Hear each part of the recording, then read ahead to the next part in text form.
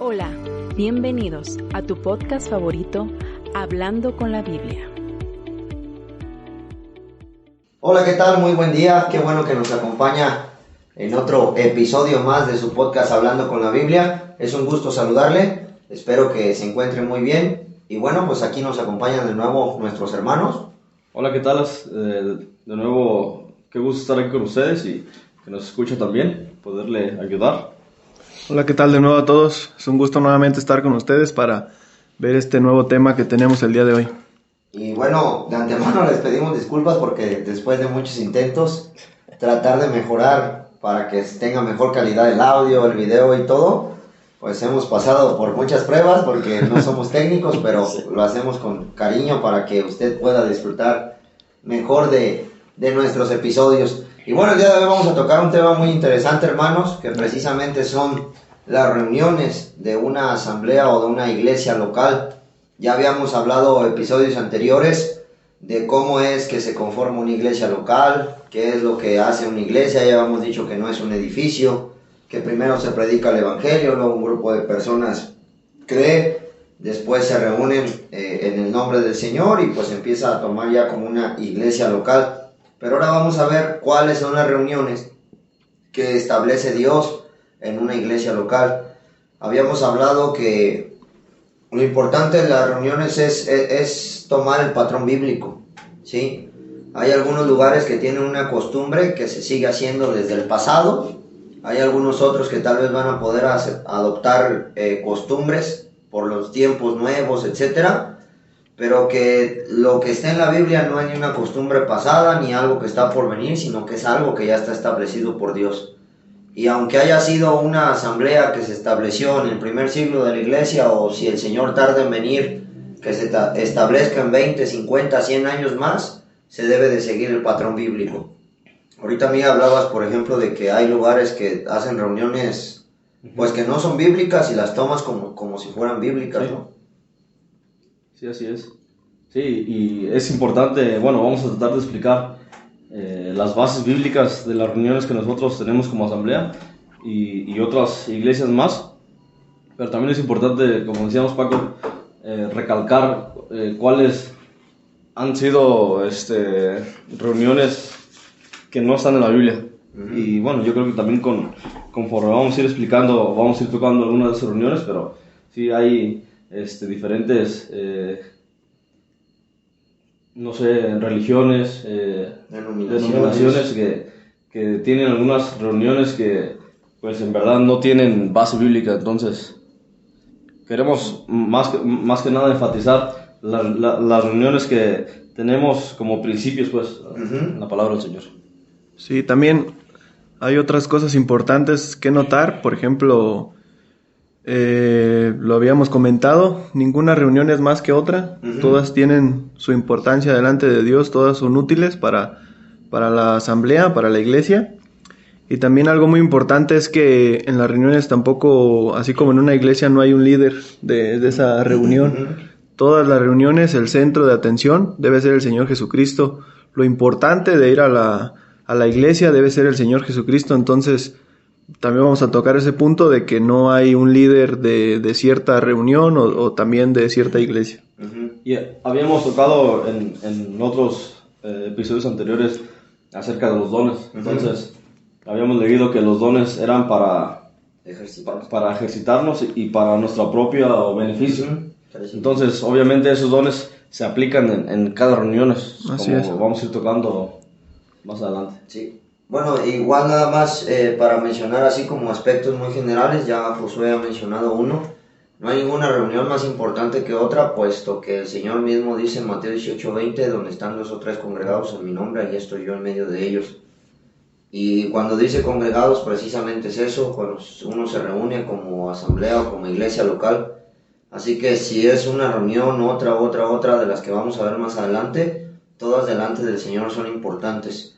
Cada una con diferentes propósitos, con diferentes objetivos, con diferentes procederes, pero todas tienen la presencia del Señor. Uh-huh. Otra cosa es que, como también lo mencionaba nuestro hermano, como dice Efesios y también Primera de Corintios, la cabeza siempre tiene que ser Cristo. Sí. No un líder, no una persona, no un un pastor, uno solo, etcétera, ¿sí? No un apóstol, que ya habíamos hablado de que ya no existen hoy en día, ¿sí? Sino Cristo.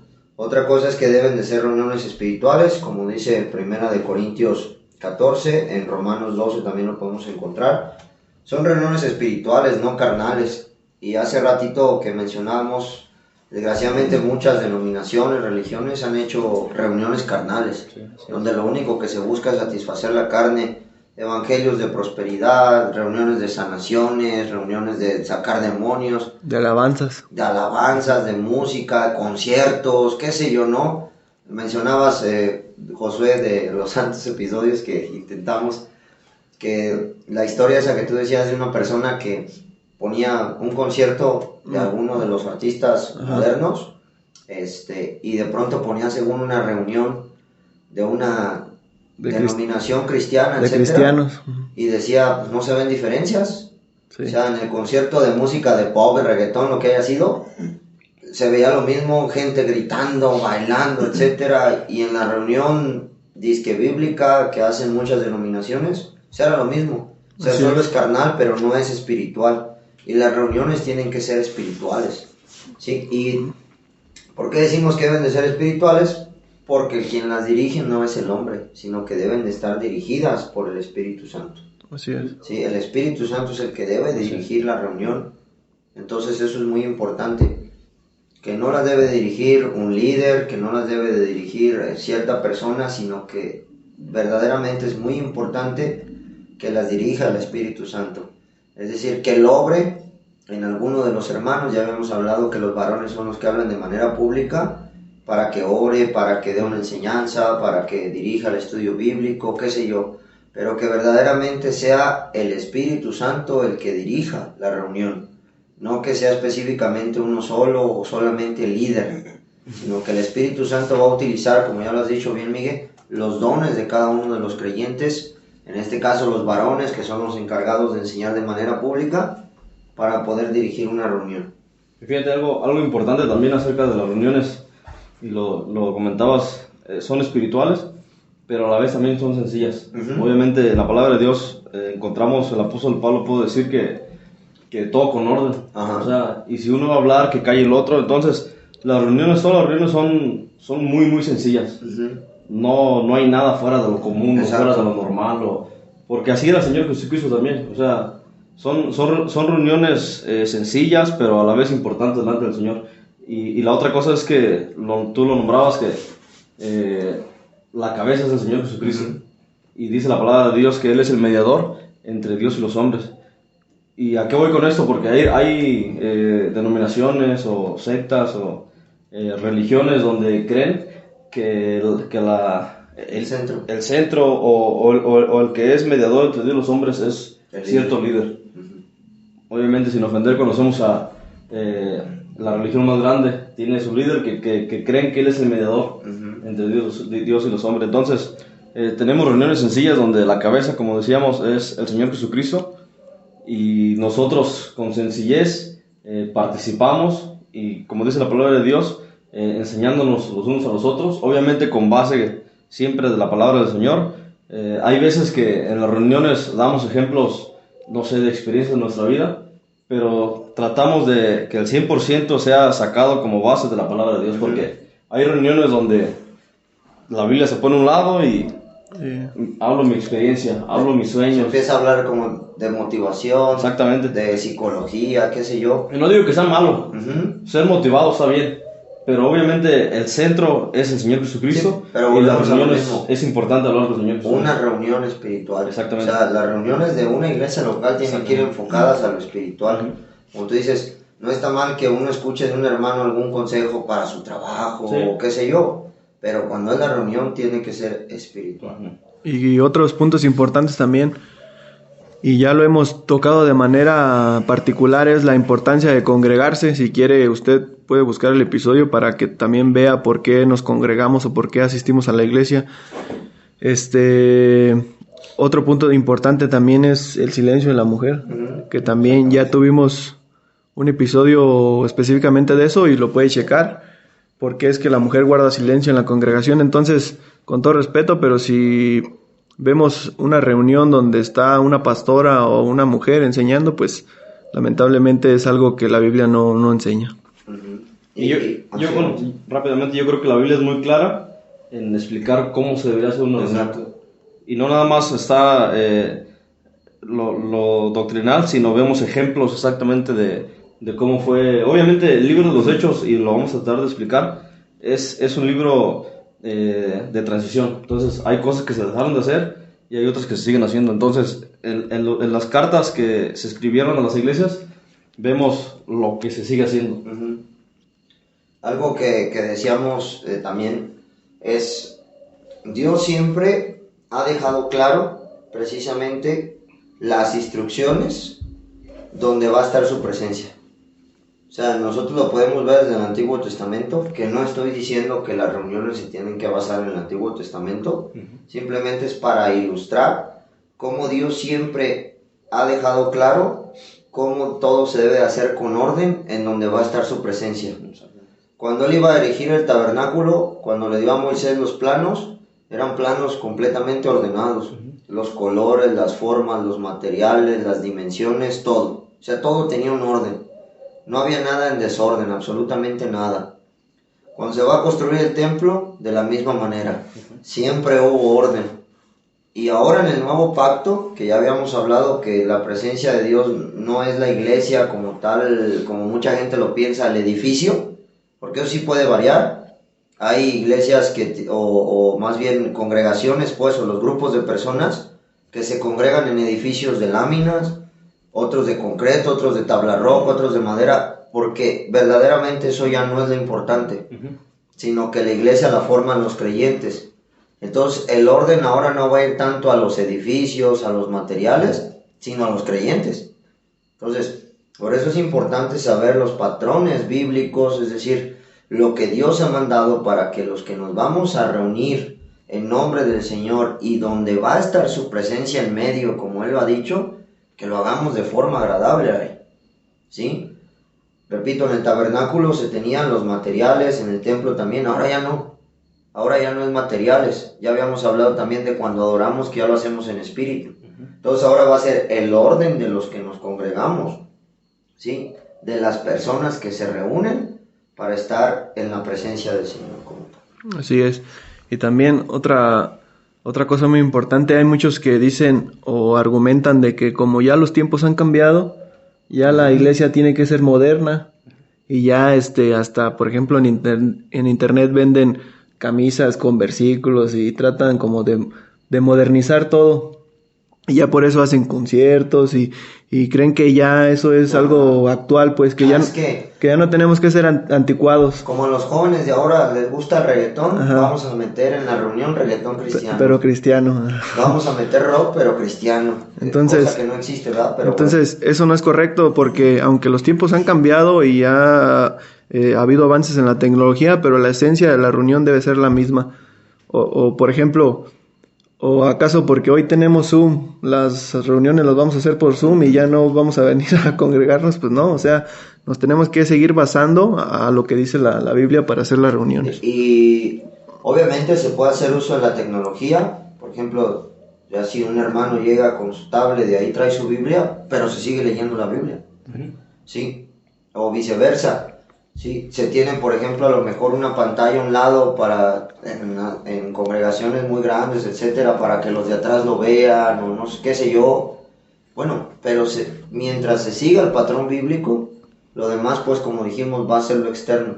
Pero el problema es cuando se deja de buscar el ámbito espiritual y se empieza a buscar la parte carnal. A mí me ha tocado escuchar de muchos opiniones de personas que han venido, por ejemplo, aquí, y luego les pregunta a uno, ¿y qué te pareció la reunión? No, pues es que está como muy apagada, porque pues nos ven literalmente así como estamos nosotros sentados, se para uno, luego otro, y hasta ahí, no hay música, no hay otra cosa, pero se lee la palabra de Dios, y eso es espiritual. Ay, es que no me sentí, es que no sentí la presencia. Y todo lo basan en el sentimiento y precisamente esa es la parte carnal. Sí. Cuando la Biblia no solo maneja sentimientos, sino que maneja convicciones espirituales. Entonces, ese es el problema. Pues si quieren iniciamos con las reuniones que encontramos en la Biblia, Sí. que están establecidas. Sí, vamos a ver 8 reuniones. Vamos a empezar con 5 que son de manera habitual, o sea, cada semana constantemente se hacen. Y vamos a empezar por la primera, que es la Cena del Señor. Bien, es importante eso que mencionas, Josué, porque tienen que tener constancia. Sí. Correcto, o sea, también las reuniones deben de ser constantes. Pues nos vamos a reunir una vez cada año y ya está, ¿no? Sino que la Biblia verdaderamente, como ya lo ha dicho Miguel, desde el libro de los Hechos, en las cartas del apóstol Pablo y demás, podemos ver reuniones constantes. Vemos a Pablo que en muchos lados dice que se congregó ahí todo un año, el primer día de la semana se reunían, pasaron 3 años de un viaje misionero y otra vez llegaron y estaban congregados ahí. O sea, siempre vemos esta constancia.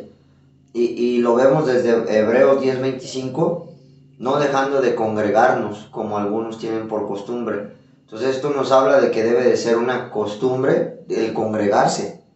¿Sí? Si no debemos dejar de congregarnos, entonces quiere decir que la buena costumbre es congregarnos constantemente. Sí. Entonces estas, como tú has dicho, estas 5 reuniones tienen que ser de forma constante y las otras 3 reuniones van a ser de forma esporádica según la necesidad que presente la iglesia local. Así es. Pero, entonces empezamos con la Cena del Señor.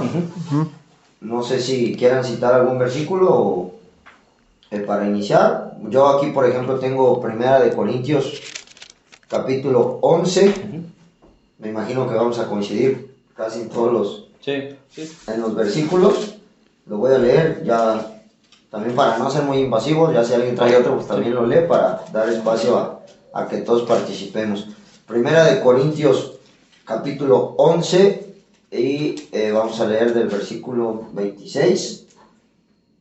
Dice: así pues, todas las veces que comieres de este pan y bebieres de esta copa, la muerte del Señor anunciáis.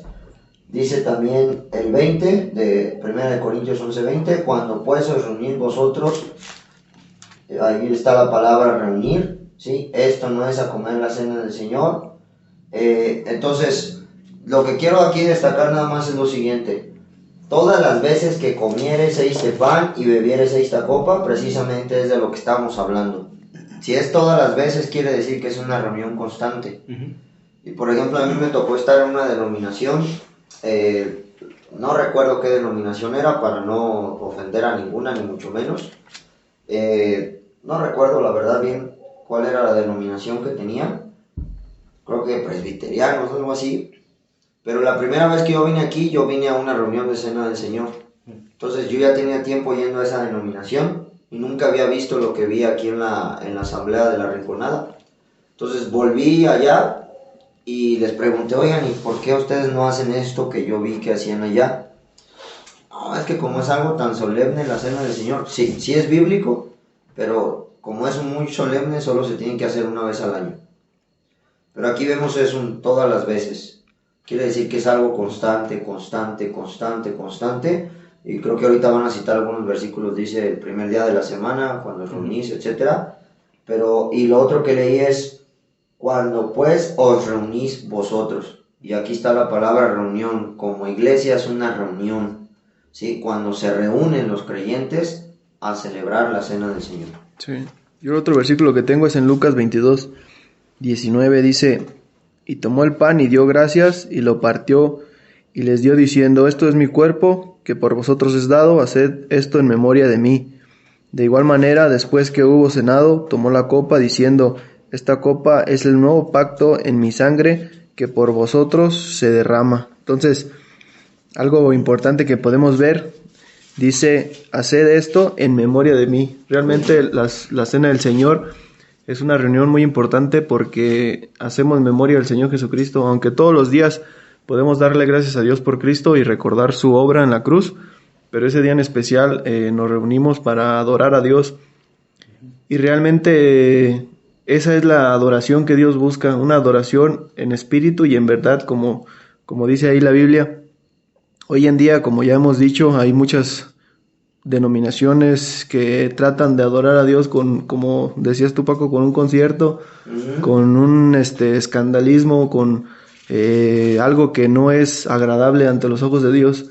Y ellos argumentan de que no, pues es un tipo de adoración, pero tenemos que recordar cuando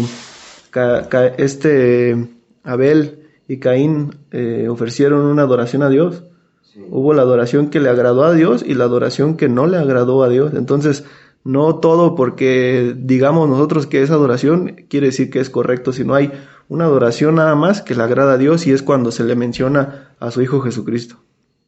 Yo creo el otro versículo es en Hechos capítulo 20 y bueno, antes de leerlo, como habíamos mencionado, vamos a encontrar versículos en la palabra de Dios donde de forma directa diciéndonos de una forma doctrinal cómo hacerle, también lo vamos a ver en una forma práctica, o sea, cuando ellos lo estaban haciendo.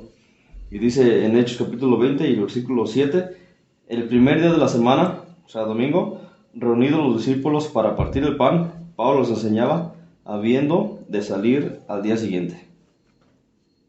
El primer día de la semana, entonces yo creo que eso es muy importante, el primer día de la semana, y obviamente hay otras denominaciones donde no lo hacen cada primer día de la semana, lo hacen cada año. Sí. Entonces, yo creo que leímos un versículo diferente cada quien, pero hay más versículos donde menciona cada primer día de la semana. Hay una que dice el primer día de la semana y hay otra que dice cada primer día de la semana, o sea, sí, dando a entender que cada domingo. Constante. No encontramos ninguna parte donde diga cada primer domingo del año. Cuando lo crean conveniente. Y qué bueno que mencionas eso, Miguel, porque de todas las reuniones, creo que es la única que va a tener fecha específica. Y es porque así se ha instituido. Sí, así cada primer día de la semana, y es que lo instituyó el Señor. Pudiéramos hablar un poquito de en qué consiste la reunión. Todos los hermanos que se congregan al nombre del Señor, que pertenecen a una asamblea o una iglesia local, que han sido salvados, bautizados y recibidos a la comunión, se reúnen. Sí, al centro están los símbolos, que es el pan y la copa, donde ya leyó Josué, como lo instituyó el Señor. También lo podemos ver en 1 Corintios 11. El pan, que simboliza el cuerpo de Cristo, la copa, que simboliza la sangre de Cristo, como ya lo ha dicho Josué. Se adora al Señor, se recuerda, como dice ahí, la muerte del Señor anunciáis, es decir, que se está recordando la obra de Cristo como tal. Siempre se habla del Señor Jesucristo. Un hermano da gracias por el pan de forma pública. Todos los creyentes participan del partimiento del pan, que por cierto cabe señalar que es un pan y que es meramente un símbolo. ¿Sí? No es el cuerpo de Cristo, es un símbolo del cuerpo de Cristo. Sí. Un ejemplo muy sencillo es, yo tengo en mi refri un imán de la Torre Eiffel, pero no es la Torre Eiffel, es un símbolo de la Torre Eiffel. Si la Torre Eiffel está allá en París, sí, es una representación, y hay muchos que dicen que lo que se debe de tomar es el cuerpo literal, ¿sí? Y eso no es así, es solamente un símbolo, porque en 1 Corintios 11 leemos hasta que Él venga. Entonces eso tiene un fin. Cuando Él venga ya no se va a celebrar la cena del Señor, porque su presencia ya está con nosotros y nosotros estamos con Él. Entonces se participa, se hace el partimiento del pan, se pasa de mano en mano, que precisamente esto también nos recuerda cómo todos hemos comido del cuerpo de Cristo, es decir, cómo gracias al sacrificio y a lo que Él padeció en su cuerpo, nosotros podemos tener vida eterna. Luego otro hermano, seguido de esto, da gracias por el símbolo de la copa, que es la sangre, de una sola copa, que es el fruto de la vid, ¿sí? Como tal, que simboliza su sangre. También va pasando de mano en mano, ¿sí? Y obviamente pues eso también simboliza que todos los que estamos ahí hemos creído, bebido la sangre de nuestro Señor Jesucristo, ¿sí? Aquí el otro día mencionábamos también que también los himnos, que estos se van a dar en todas las reuniones, algo que se nos pasó ahorita a mencionar antes en las generalidades. Todas las reuniones se pueden cantar himnos, ¿sí? Obviamente son himnos espirituales. Sí, ya dijimos que no alternan a la carne, sino que no sea por el ritmo, sino por el contenido espiritual. Y dice cantad. Exactamente, no tocar. Y también yo por ejemplo también había citado aquí lo de la ofrenda en 1 Corintios 16:2, ¿sí? Voy a leerlo nada más. Mi hermano Josué también había dado un punto interesante en las pláticas que hemos tenido del tema, que la ofrenda también se pudiera hacer cualquier día de la semana, así que con esto yo no quiero ser dogmático. Nosotros tenemos aquí la costumbre. La Biblia dice que hay que ofrendar. Sí. En 1 Corintios 16:2 dice: cada primer día de la semana, cada uno de vosotros ponga aparte algo según haya prosperado, guardándolo, para cuando llegue no se recojan entonces ofrendas. Entonces, aquí probablemente también se hacía cada primer día de la semana. Y es importante esa parte porque dice cada primer día de la semana. Es constante. Es el versículo que estaba pensando. Sí, entonces es la parte esta de también la ofrenda, es también una forma de adorar. Sí, ya habíamos dicho que esto de la ofrenda precisamente es saber que nada de nosotros nos pertenece, que todo lo que tenemos se lo debemos a Dios, y que poco o mucho de lo que nosotros podamos compartir para el servicio de la obra del Señor, para lo que se tenga que hacer en una iglesia local, etcétera, también es una manera de ofrendar como tal. Aquí leemos claramente que no es algo obligatorio. Y no es el diezmo ya. Exactamente, no es diezmo. Y tampoco es obligatorio. Hay un episodio para eso, ¿no? Acerca de la... Exacto, el primer episodio con el que abrimos este proyecto habla del diezmo y de la ofrenda, pero que aquí dice según haya prosperado. Entonces, desgraciadamente también vemos reuniones que se salen en eso de la parte bíblica. Hay muchos que no son ni creyentes, hay muchos que no son salvos, no son ni bautizados, no pertenecen, pero se ofrendan. Y pues obviamente eso no tiene ninguna, vamos a decirlo así, ningún simbolismo ni ninguna ofrenda. ¿Cómo vas a ofrendar a algo que ni siquiera crees? Sí. Entonces eso es algo incorrecto. De hecho, el otro día estaba viendo un video de una persona así en una reunión, y dice: en este momento abro un portal y yo declaro que a todos los que empiecen a dar su dinero, Dios los va a bendecir y los va a bendecir. Y la gente pasaba y echaba ahí los dólares, el dinero y todo. Y también algo muy importante o muy interesante que pude ver es, hoy en día ya tocamos también ese punto de que no hay profetas ya, no hay apóstoles. Y algo que me gustó de una persona que escuché, dice: ¿cómo es posible de que hoy en día los profetas hablan de que Dios te va a bendecir, Dios tiene algo bueno para ti y así? Dice, si vemos en la Biblia, cuando los profetas hablaban de una maldición, de que haz lo que Dios te está hablando, porque viene un castigo, porque viene esto, prepárate, sed salvos, porque Dios tiene esto. Dice, ¿y cómo es posible que ahora todo es bendición? Dios te quiere nada más bendecir, sino también es importante hablar de la consecuencia que tenemos como pecadores. Y hoy en día nada más es eso, los profetas hablan de pura bendición y de que si tú das dinero y Dios te va a bendecir y todas estas cosas. Entonces esta reunión llamada Cena del Señor, y como otros la conocen también, el partimiento del pan, es una reunión muy sencilla donde el Señor instituyó a través de la copa, de que es el vino, y a través de un pan, como símbolos que me habían nombrado, adorar al Señor. Obviamente nos sentamos, ponemos físicamente un pan y una copa con vino, y a través de esos símbolos recordamos lo que fue su muerte.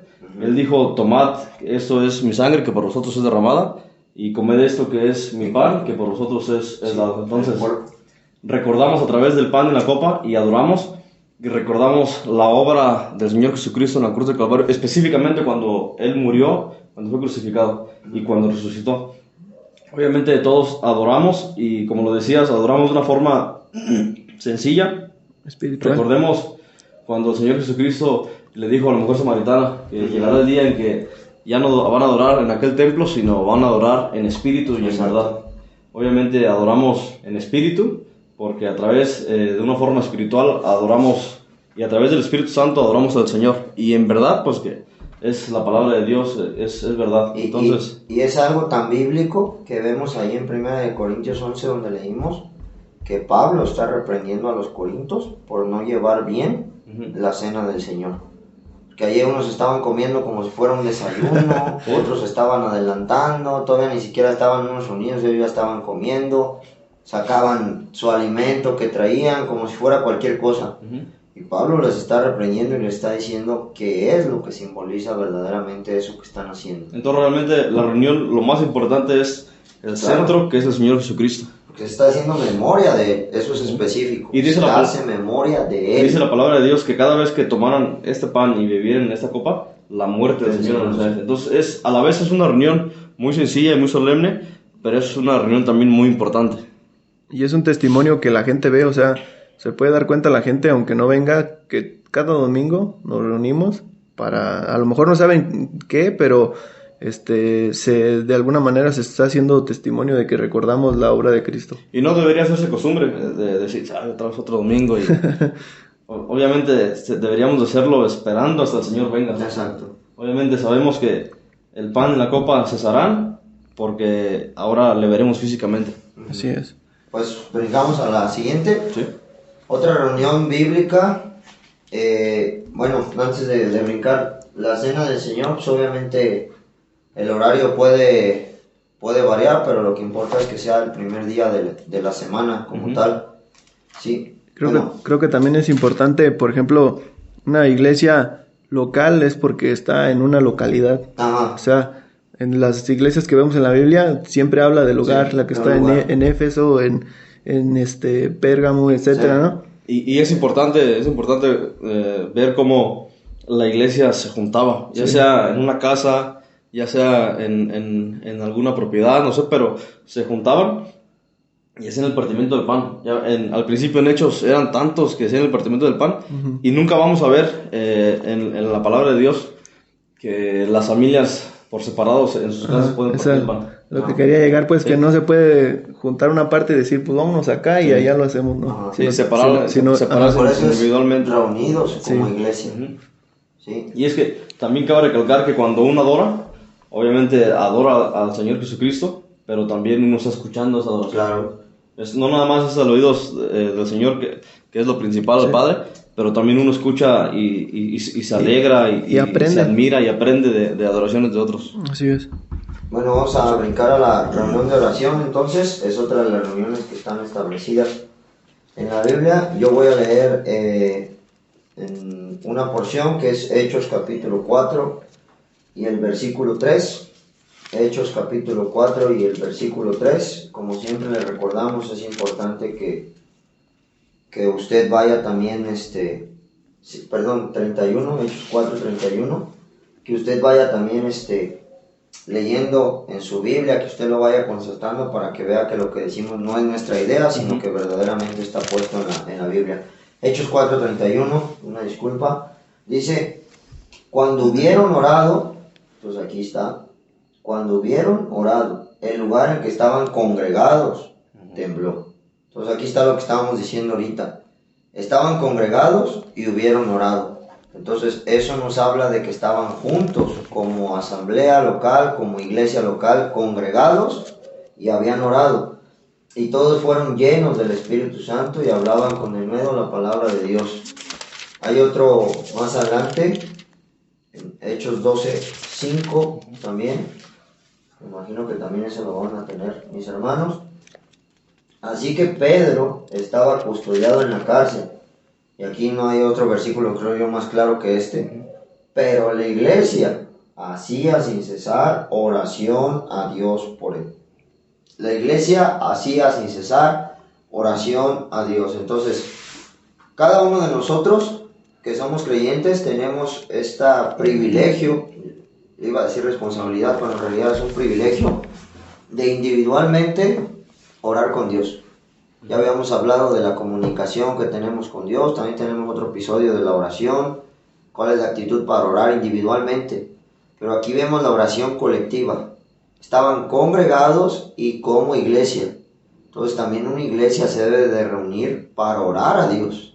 Colectivamente cada quien lo puede hacer en su casa, en su trabajo, yendo en el carro, donde quiera, sí, pero individualmente, perdón. Pero colectivamente como iglesia nos debemos de reunir también para orar.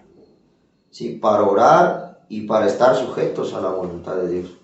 Y sí, es importante cómo la palabra de Dios nos va a enseñar que se podían reunir para hacer oración obviamente, pero una oración a veces de forma rogativas. En este caso estaban pidiendo por Pedro, Ujú. estaba en la cárcel, y mientras ellos oraban, usted va a poder leer más adelante donde ellos seguían orando y tocaron la puerta y era Pedro. Dios había escuchado las oraciones y las había contestado. Obviamente es un tema que ya explicamos. Hay oraciones que a veces uno quiere que ya sean escuchadas y resueltas, pero obviamente Dios nos escucha, pero Él tiene Su tiempo. sus tiempos. Entonces también hay reuniones donde son de acción de gracias. Obviamente la iglesia se reúne, bueno, y eso me hace pensar cuando acababan las conferencias, casi al siguiente miércoles después de la conferencia, pues en la oración eran puras acciones de gracias. Nos habíamos alegrado de ver a otros hermanos, de escuchar enseñanzas nuevas, etcétera, etcétera, pero hay acciones también de reuniones de acciones de gracias. Así es. Y pudiéramos pensar, pero ¿por qué nos tenemos que reunir si cada quien puede orar, cada quien en su casa? Pero me acordé del versículo que preguntabas el otro Sí. día, Paco, donde dos se pusieran de acuerdo. Mateo 18, justamente lo estaba. Mateo 18, 19, quiero los leo, dice: otra vez os digo que si dos de vosotros se pusieren de acuerdo en la tierra acerca de cualquier cosa que pidieren, les será hecho por mi Padre que está en los cielos. Sí. Entonces ahí está la importancia de congregarse. Como dice Miguel también, para sustentar lo que él estaba diciendo, primera de Timoteo capítulo 2, dice: exhorto ante todo a que se hagan rogativas, es decir, rogar por una situación, ya sea por un hermano enfermo, por la inseguridad que se está viviendo, qué sé yo, La necesidad personal. la necesidad personal, oraciones, peticiones y acciones de gracias por todos los hombres. Y aquí también debemos de entender que esto es algo colectivo, ¿sí?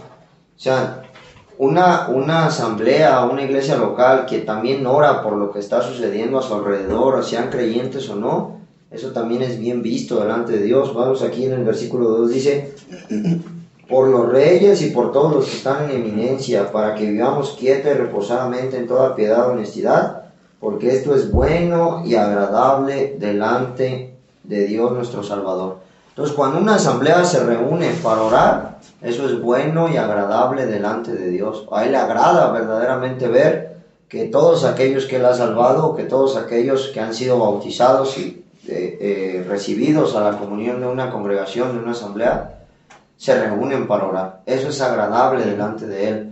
Y que no solamente lo hacen para propósitos personales, como ya hemos escuchado, que también es válido, es decir, para miembros de la asamblea, etcétera, a eso me refiero, sino que también es por los otros, por la salvación de los inconversos, por los reyes, por ejemplo, nosotros aquí vivimos en una ciudad bastante insegura, entonces también cuando oramos por la seguridad, por lo que está sucediendo ahorita que vemos, por ejemplo, las situaciones con los huracanes, etcétera, eso también es agradable delante de Dios. Sí. La palabra de Dios nos enseña que hay que dar gracias por todo.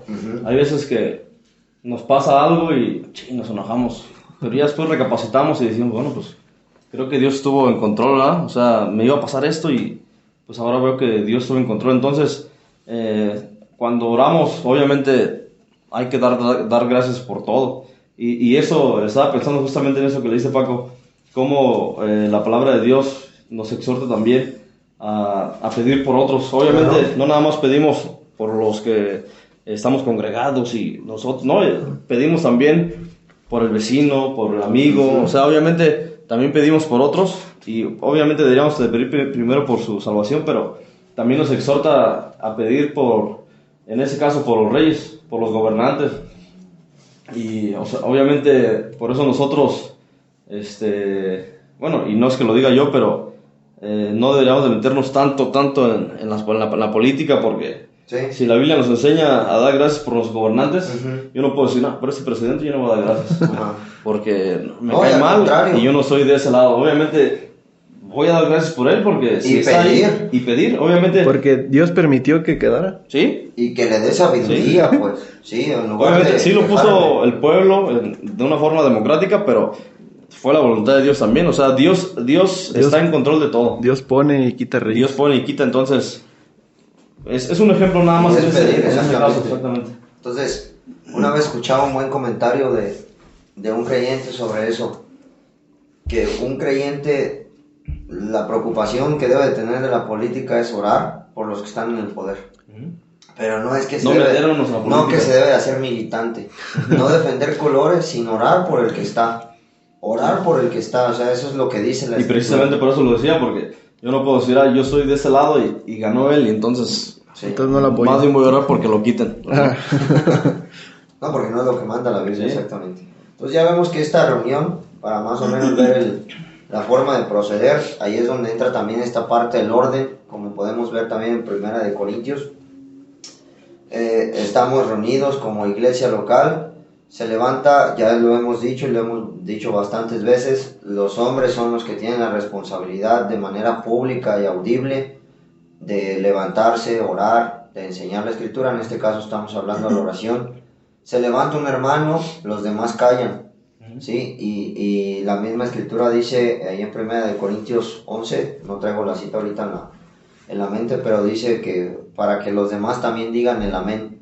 Si hay un desorden, pues ¿cómo vas a saber por qué estás diciendo amén o qué es lo que oró el hermano? Ni siquiera. Entonces es de uno por uno. Es una oración audible. Es audible, es en orden, ¿sí? Etcétera, etcétera. Entonces también, como tú lo has dicho, a lo mejor hay una reunión de oración que yo no me levanté de forma audible, pero lo que tú pediste, yo también estoy de acuerdo con lo que tú pediste. Y eso es lo que citamos hace rato, sí, cuando 2 o 3 están de acuerdo en algo. Sí. Por eso yo digo, cuando tú terminas, amén, amén. Yo también estoy de acuerdo, yo también estoy orando por eso. Tal vez ahorita no de forma audible, pero también en mi espíritu yo estoy orando porque eso pase y pidiéndole a Dios que si es su voluntad, eso pase. Y realmente el amén significa así sea. Así sea. Y hay muchos lugares donde cualquier cosa que diga el que está predicando, amén y amén, y no debería ser así, sino cuando se termina por lo que pidió, amén. Y precisamente es el orden, sí, es el amén. O sea, no es como tú dices, tan grite y grite y demás, y ya se hace un desorden. O sea, Dios es un Dios de orden, eso está claro en la Escritura. Entonces siempre debemos de procurar eso, el orden delante de Dios en las cosas de la reunión. De las reuniones es muy importante. Ahora, esta reunión es una reunión, a diferencia de la Cena del Señor, donde nos especifica que es cada primer día de la semana, o sea, un domingo. Esa reunión, nosotros en nuestra asamblea, aquí en Zamora, la hacemos los miércoles. Yo he estado en otras donde los hacen el martes, otras los han hecho los jueves. Entonces, no especifica exactamente la Biblia qué día hacerlo, pero sí vemos la práctica que se tiene que hacer, que se hacía en la iglesia. Entonces, pues cada asamblea tiene su día donde hace esa reunión que es una reunión muy muy importante también. Exactamente. De hecho, el otro día platicamos acá con Josué que probablemente haya hasta asambleas que tengan específicamente solo la reunión de oración, o sea, que nada más se reúnen a orar y termina la reunión y se pueden retirar. Y vamos a ver ahorita más adelante la enseñanza, que a veces también se aprovecha el ministerio para hacerlo después de la oración. Sí, ya oramos, ahora escuchamos la palabra del Señor, eso también es una buena costumbre. Pero como tú dices, aunque no esté específicamente dicho qué día, pero sí vemos que se tenía que hacer. Y lo vemos constantemente, ¿sí? En el libro de los Hechos, lo vemos en las cartas de Pablo, etcétera. Vemos cómo siempre se exhorta a que se esté orando, se esté orando.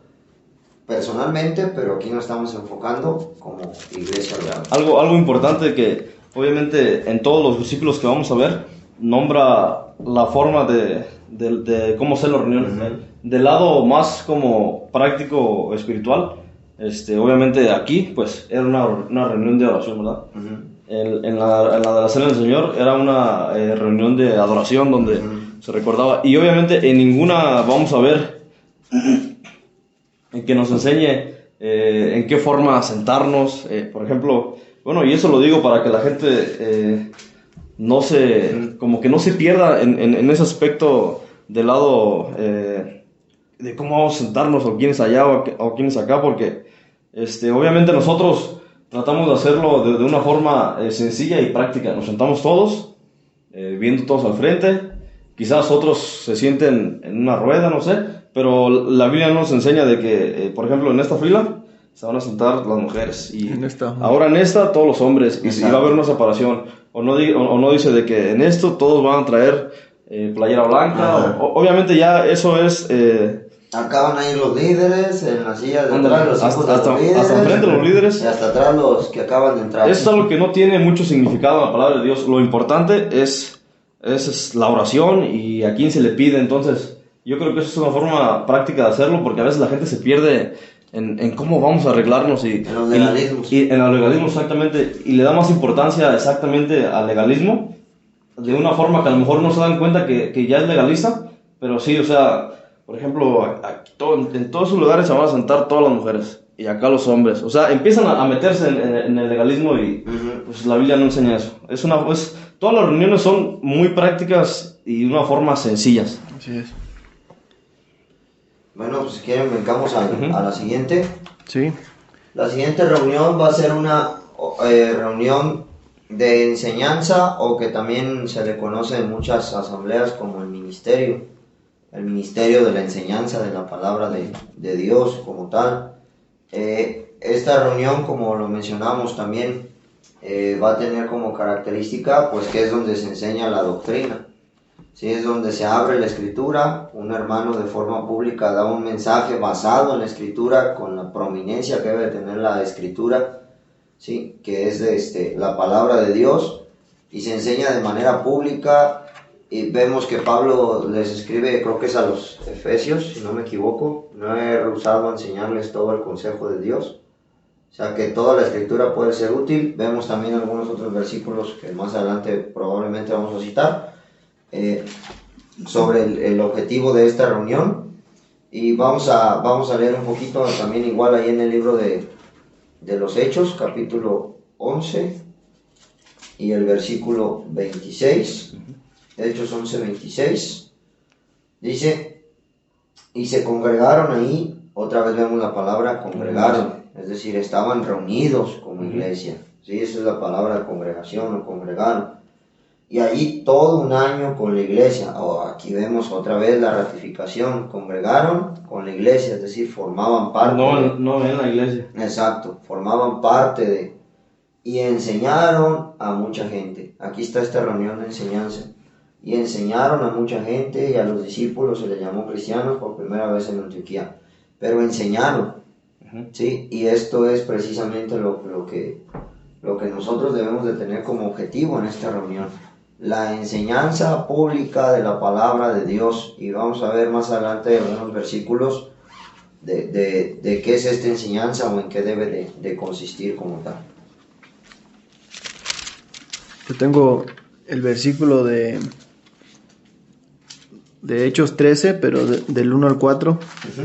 Dice: había entonces en la iglesia que estaba en Antioquía profetas y maestros: Bernabé, Simón el que se llamaba Níger, Lucio de Cirene, Manaén el que se había criado junto con Herodes el tetrarca, y Saulo. Ministrando estos al Señor y ayudando, dijo el Espíritu Santo: a apartarme a Bernabé y a Saulo para la obra que los he llamado. Entonces, habiendo ayunado y orado, les impusieron las manos y los despidieron. Ellos entonces, enviados por el Espíritu Santo, descendieron a Seleucia y de ahí navegaron a Chipre.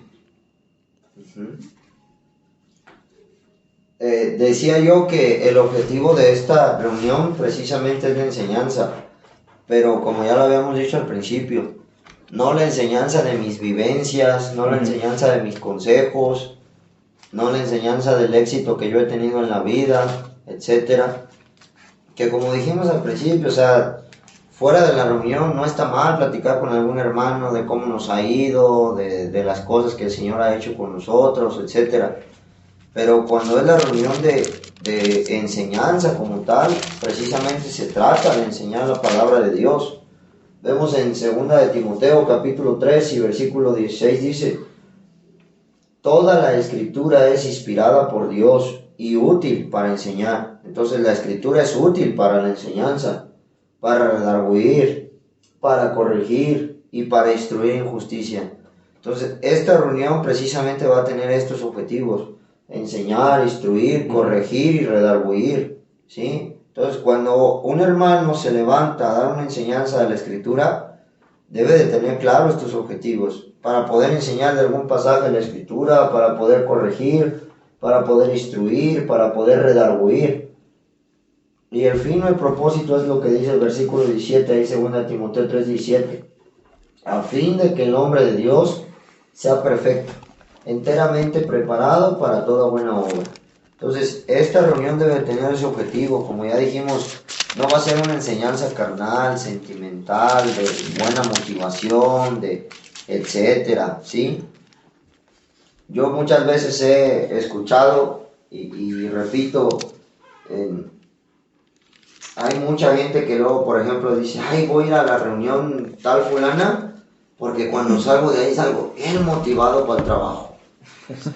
O sea, no está mal pues que la gente se motive para trabajar, pero si era una reunión espiritual, ¿qué tanto se llevan al espíritu? O sea, mucha gente piensa que solo es ir a escuchar pláticas motivacionales. Sí, o sea, todo es para la carne, cómo tener más dinero, cómo tener un mejor puesto, cómo ser más exitoso. Y no, ya vimos aquí que es para enseñar, para redarguir, para instruir en justicia, pero utilizando la Escritura. Y aquí dice toda la Escritura, ¿sí? Tanto el Nuevo Testamento como el Antiguo Testamento son útiles para esto. Son útiles. Por eso mencionaba lo que Pablo escribe ahí a los Efesios, repito, si no me equivoco, es no he rehuido a enseñarles todo el consejo de Dios. El consejo de Dios precisamente es la Escritura, entonces es enseñar el consejo de Dios. Hay algo importante, yo creo que muy importante en esta reunión de la enseñanza, y bueno, voy a leer ahí donde tú leíste, nada más atrás, 2 Timoteo capítulo 2, y dice el versículo 1, tú pues, hijo mío, esfuérzate en la gracia que es en Cristo Jesús. Lo que has oído de mí ante muchos testigos, esto encarga a hombres fieles que sean idóneos para enseñar también a otros. Y quiero enfatizar, dice a hombres fieles que sean idóneos para enseñar. Entonces, sí, obviamente tú acabas de leer el propósito de la enseñanza, y vamos a leer, vamos a ver que la palabra de Dios nos enseña que nos enseñéis los unos a los otros, obviamente para edificación de la misma iglesia, pero es importante aquí, dice, encarga a hombres. Entonces, habíamos leído anteriormente en otro episodio acerca de la mujer, y dice el mismo Pablo a Timoteo en la primera carta le dice que no permito a la mujer que enseñe. Entonces, algo muy importante de la enseñanza es que no lo decimos nosotros, y otra vez recalcamos, no es que seamos machistas, sino la palabra de Dios de una forma muy clara y sencilla enseña que la enseñanza, el ministerio pues de enseñar es del varón, no de la mujer, porque obviamente hay otras denominaciones, otras reuniones pues donde la que enseña es una mujer. Entonces la Biblia es muy clara en la forma de esta reunión de la enseñanza que son los varones. Y volvemos a lo mismo. Ahí Pablo le está dando instrucciones a Timoteo para la asamblea. Exactamente. Hay cosas que le va a decir de manera personal, pero ahí es una instrucción para la asamblea. Sí. Porque muchas denominaciones que tienen a mujeres enseñando, luego utilizan mal, por ejemplo, hace ratito mencionaba lo de la abuela de Timoteo y su mamá. Sí, que él fue enseñado por mujeres, y dicen, bueno, pues Timoteo fue enseñado, sí, pero esto precisamente fue fuera de la reunión pública. Sí. Y es obviamente que las mujeres pueden enseñar a sus hijos en su casa, fuera de la reunión, de lo que es la congregación, de la iglesia local, pueden enseñar. Pues la abuela y la mamá le enseñaban a Timoteo. Exacto, pero de forma pública, Dios ha establecido que el varón es el responsable de la enseñanza pública cuando hay una reunión como iglesia local de enseñanza, como tú has citado. Y yo no sé si a ustedes les pase, pero a veces yo cuando quiero dar un ministerio o una enseñanza, como que a veces me desanimo yo solo porque pienso que nada más tengo que enseñar algo nuevo, algo que nunca hayamos escuchado, y digo, no, pero esto ya lo sabemos, ¿para qué lo digo? Pero luego también es importante recordar cosas que a veces aunque ya sepamos, pero si recordamos cosas que tenemos que hacer y que son buenas, pues es útil para enseñar. O sea, si nos paramos un día a hablar sobre que tenemos que orar, pues a lo mejor es algo que ya sabemos, pero pues nos va a animar a seguir orando. O si nos paramos a enseñar de que es bueno leer todos los días y aprender, aunque es algo que ya sabemos, pero es bueno otra vez escuchar eso y animarnos a seguir haciendo lo de la lectura. Eso lo escuché de un hermano, un misionero, que él decía que es muy importante siempre regresar a los principios. Y regresar, porque obviamente nosotros, aunque leamos la Biblia toda completa, no quiere decir que ya con eso Ya sabemos todo. O sea, ya voy a ser un buen creyente y fiel y no voy a pecar. No, o sea, el alimento es diario. Sí. Y obviamente nos alimentamos nosotros mismos estudiando la palabra de Dios, pero también es muy bueno y muy sano que alguien que Dios le ha dado algo nos lo enseñe también a nosotros. Así es. Y es que de lo que están diciendo, porque hay creyentes nuevos, hay personas nuevas que van entrando a una asamblea, personas que acaban de llegar y que a veces obviamos, ¿no? Pues como yo ya lo sé, pues ellos también. Y a veces no es así. Sí. Y también creo que es importante, Pablo también escribe de esto, ¿sí? Le dice a una de las iglesias locales, no me canso de enseñarles. O sea, eso es, y da a entender que precisamente les está enseñando constantemente lo que les ha venido enseñando constantemente. Es decir, Pablo ya les había enseñado de las prácticas y todo, pero aún se lo seguía enseñando porque sabían que se podían desviar. Y a veces es bueno que nosotros, porque vamos a decir, nosotros somos jóvenes, ¿verdad? Y cuando, bueno, al menos cuando yo llegué aquí a la asamblea, pues ya era una asamblea congregada al nombre del Señor, donde ya se tenía la base de la doctrina, etc. Pero imagínense que los que recibieron la sana doctrina partan con el Señor o X o Y, ¿no? Ya por su edad no puedan venir. Sí. Y yo como joven no conozco la doctrina y a mí se me hace fácil. Ay, ¿por qué no le metemos pues un pianito? ¿Y por qué no le metemos esto? Tal vez porque nunca supe cuál era la sana doctrina. Entonces por eso es importante que constantemente también se esté enseñando la sana doctrina. Aunque digamos, bueno, si ya lo sabemos, eso ya lo escuchamos, probablemente lo recordamos, tal vez lo recordábamos mal, tal vez no, tal vez estábamos haciendo algo por costumbre que ya a un hermano lo enseña y dice, pues sí es cierto, no es correcto lo que estamos haciendo, entonces hay que cambiarlo, etcétera, porque se tenía por costumbre, ahora ya no, y eso también es importante que se vaya viendo desde la enseñanza, por eso es todo el consejo de Dios. Y eso lo vemos en el apóstol Pablo, él sabía que no siempre iba a estar ahí, entonces él trató de enseñar a Timoteo y algunos más, a otros colaboradores que él tenía con él, como de una forma pues trataba de capacitarlos. Sí. Así es. Entonces, pues no sé si quieran que continuemos con el siguiente. Sí, entonces pasamos a la reunión del estudio bíblico. Bueno, no sé si quieres ahí, Josué, Miguel, si tienen el versículo. Que luego siento que se los robo cuando yo lo primero. Adelante. Entonces, es la palabra de Dios, no es de nosotros. Bien, bueno, aquí hay una figura en Hechos 15. Yo sé que hay algunos de ustedes que van a tener algún otro versículo. Es Hechos 15, 24.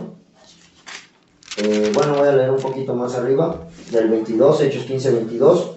Entonces pareció bien a los apóstoles y a los ancianos con toda la iglesia elegir de entre ellos varones, de nuevo aquí está lo que decía Miguel, la enseñanza pública es de los varones, y enviarlos a Antioquía con Pablo y Bernabé, a Judas que tenía por sobrenombre Barsabás y a Silas, varones principales entre los hermanos.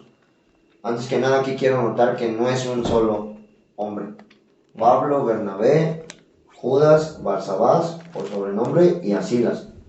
Y escribir por conducto de ellos, los apóstoles y los ancianos y los hermanos, a los hermanos de entre los gentiles que están en Antioquía, en Siria y en Cilicia, salud. Por cuanto hemos oído que algunos han salido de nosotros, a los cuales no dimos orden, nos han inquietado con palabras, perturbando vuestras almas.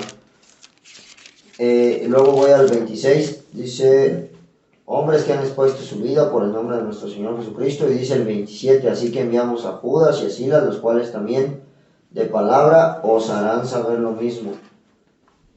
Dice el 32, y Judas y Silas, como ellos también eran profetas, consolaron y confirmaron a los hermanos con abundancia de palabras. A lo que quiero llegar aquí para tratar de resumir un poquito, esto precisamente hablaría de la figura de un estudio bíblico.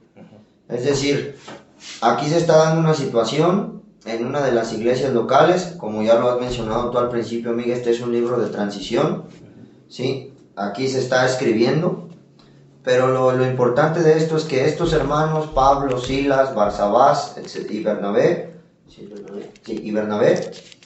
llegan a una iglesia local y exponen públicamente las escrituras dando una enseñanza, pero son varios, o sea, ese es un estudio bíblico, analizar lo que dice la doctrina.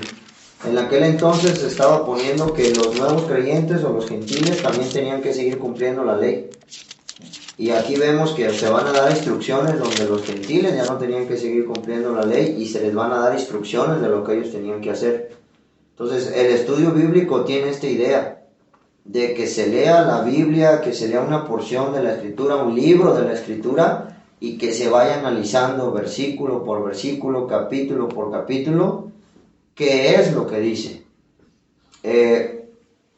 Últimamente que he estado tratando de leer un poquito más de cómo estudiar la Biblia, etcétera, muchos de los que pudiéramos decir que son hombres grandes en las cosas de la Escritura o de la enseñanza, considerados como muy buenos maestros, todos coinciden en algo, que la mejor forma para poder aprender la Biblia es de forma expositiva. Y esta parte de expositivo quiere decir que es agarrar un capítulo, analizar el contexto y luego ir leyendo versículo por versículo para ir entendiendo qué es lo que nos quiere decir.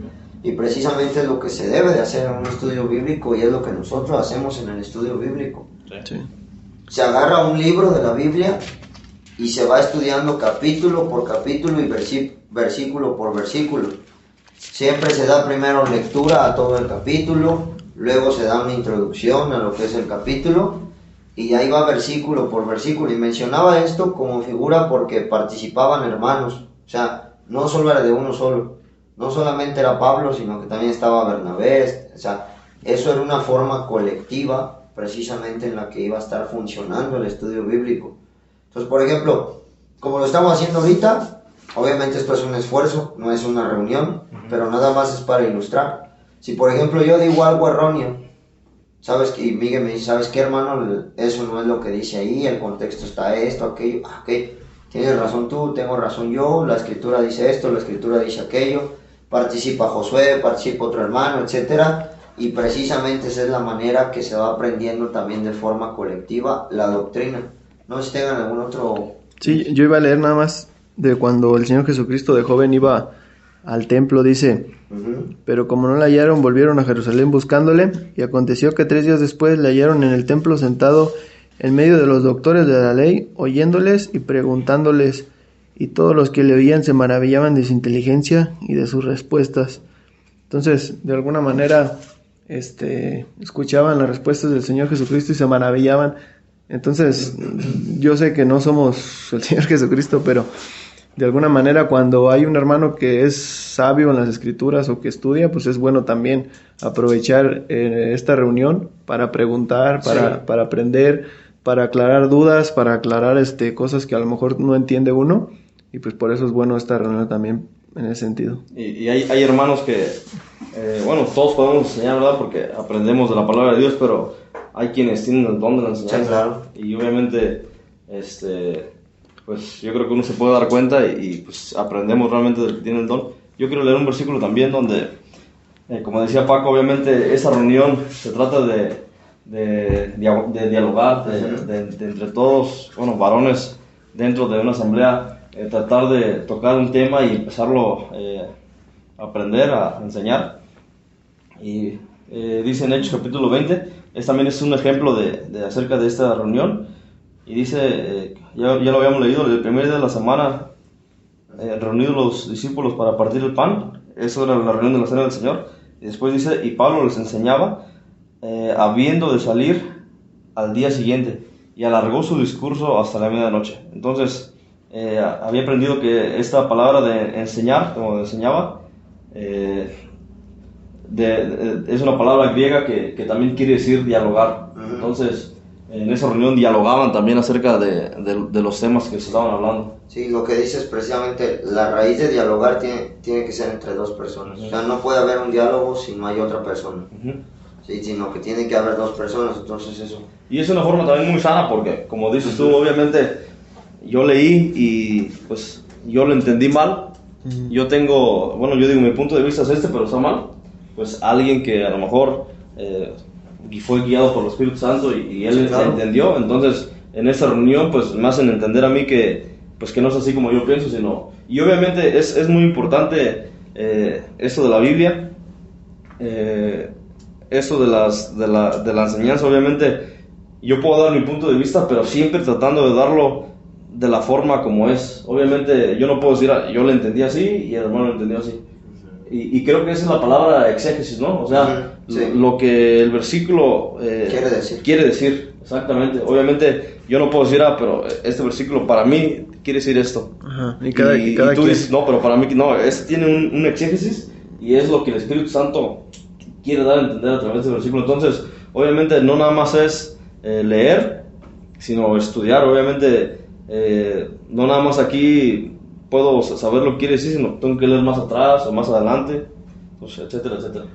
Otro que quería leer es Hechos 2:42.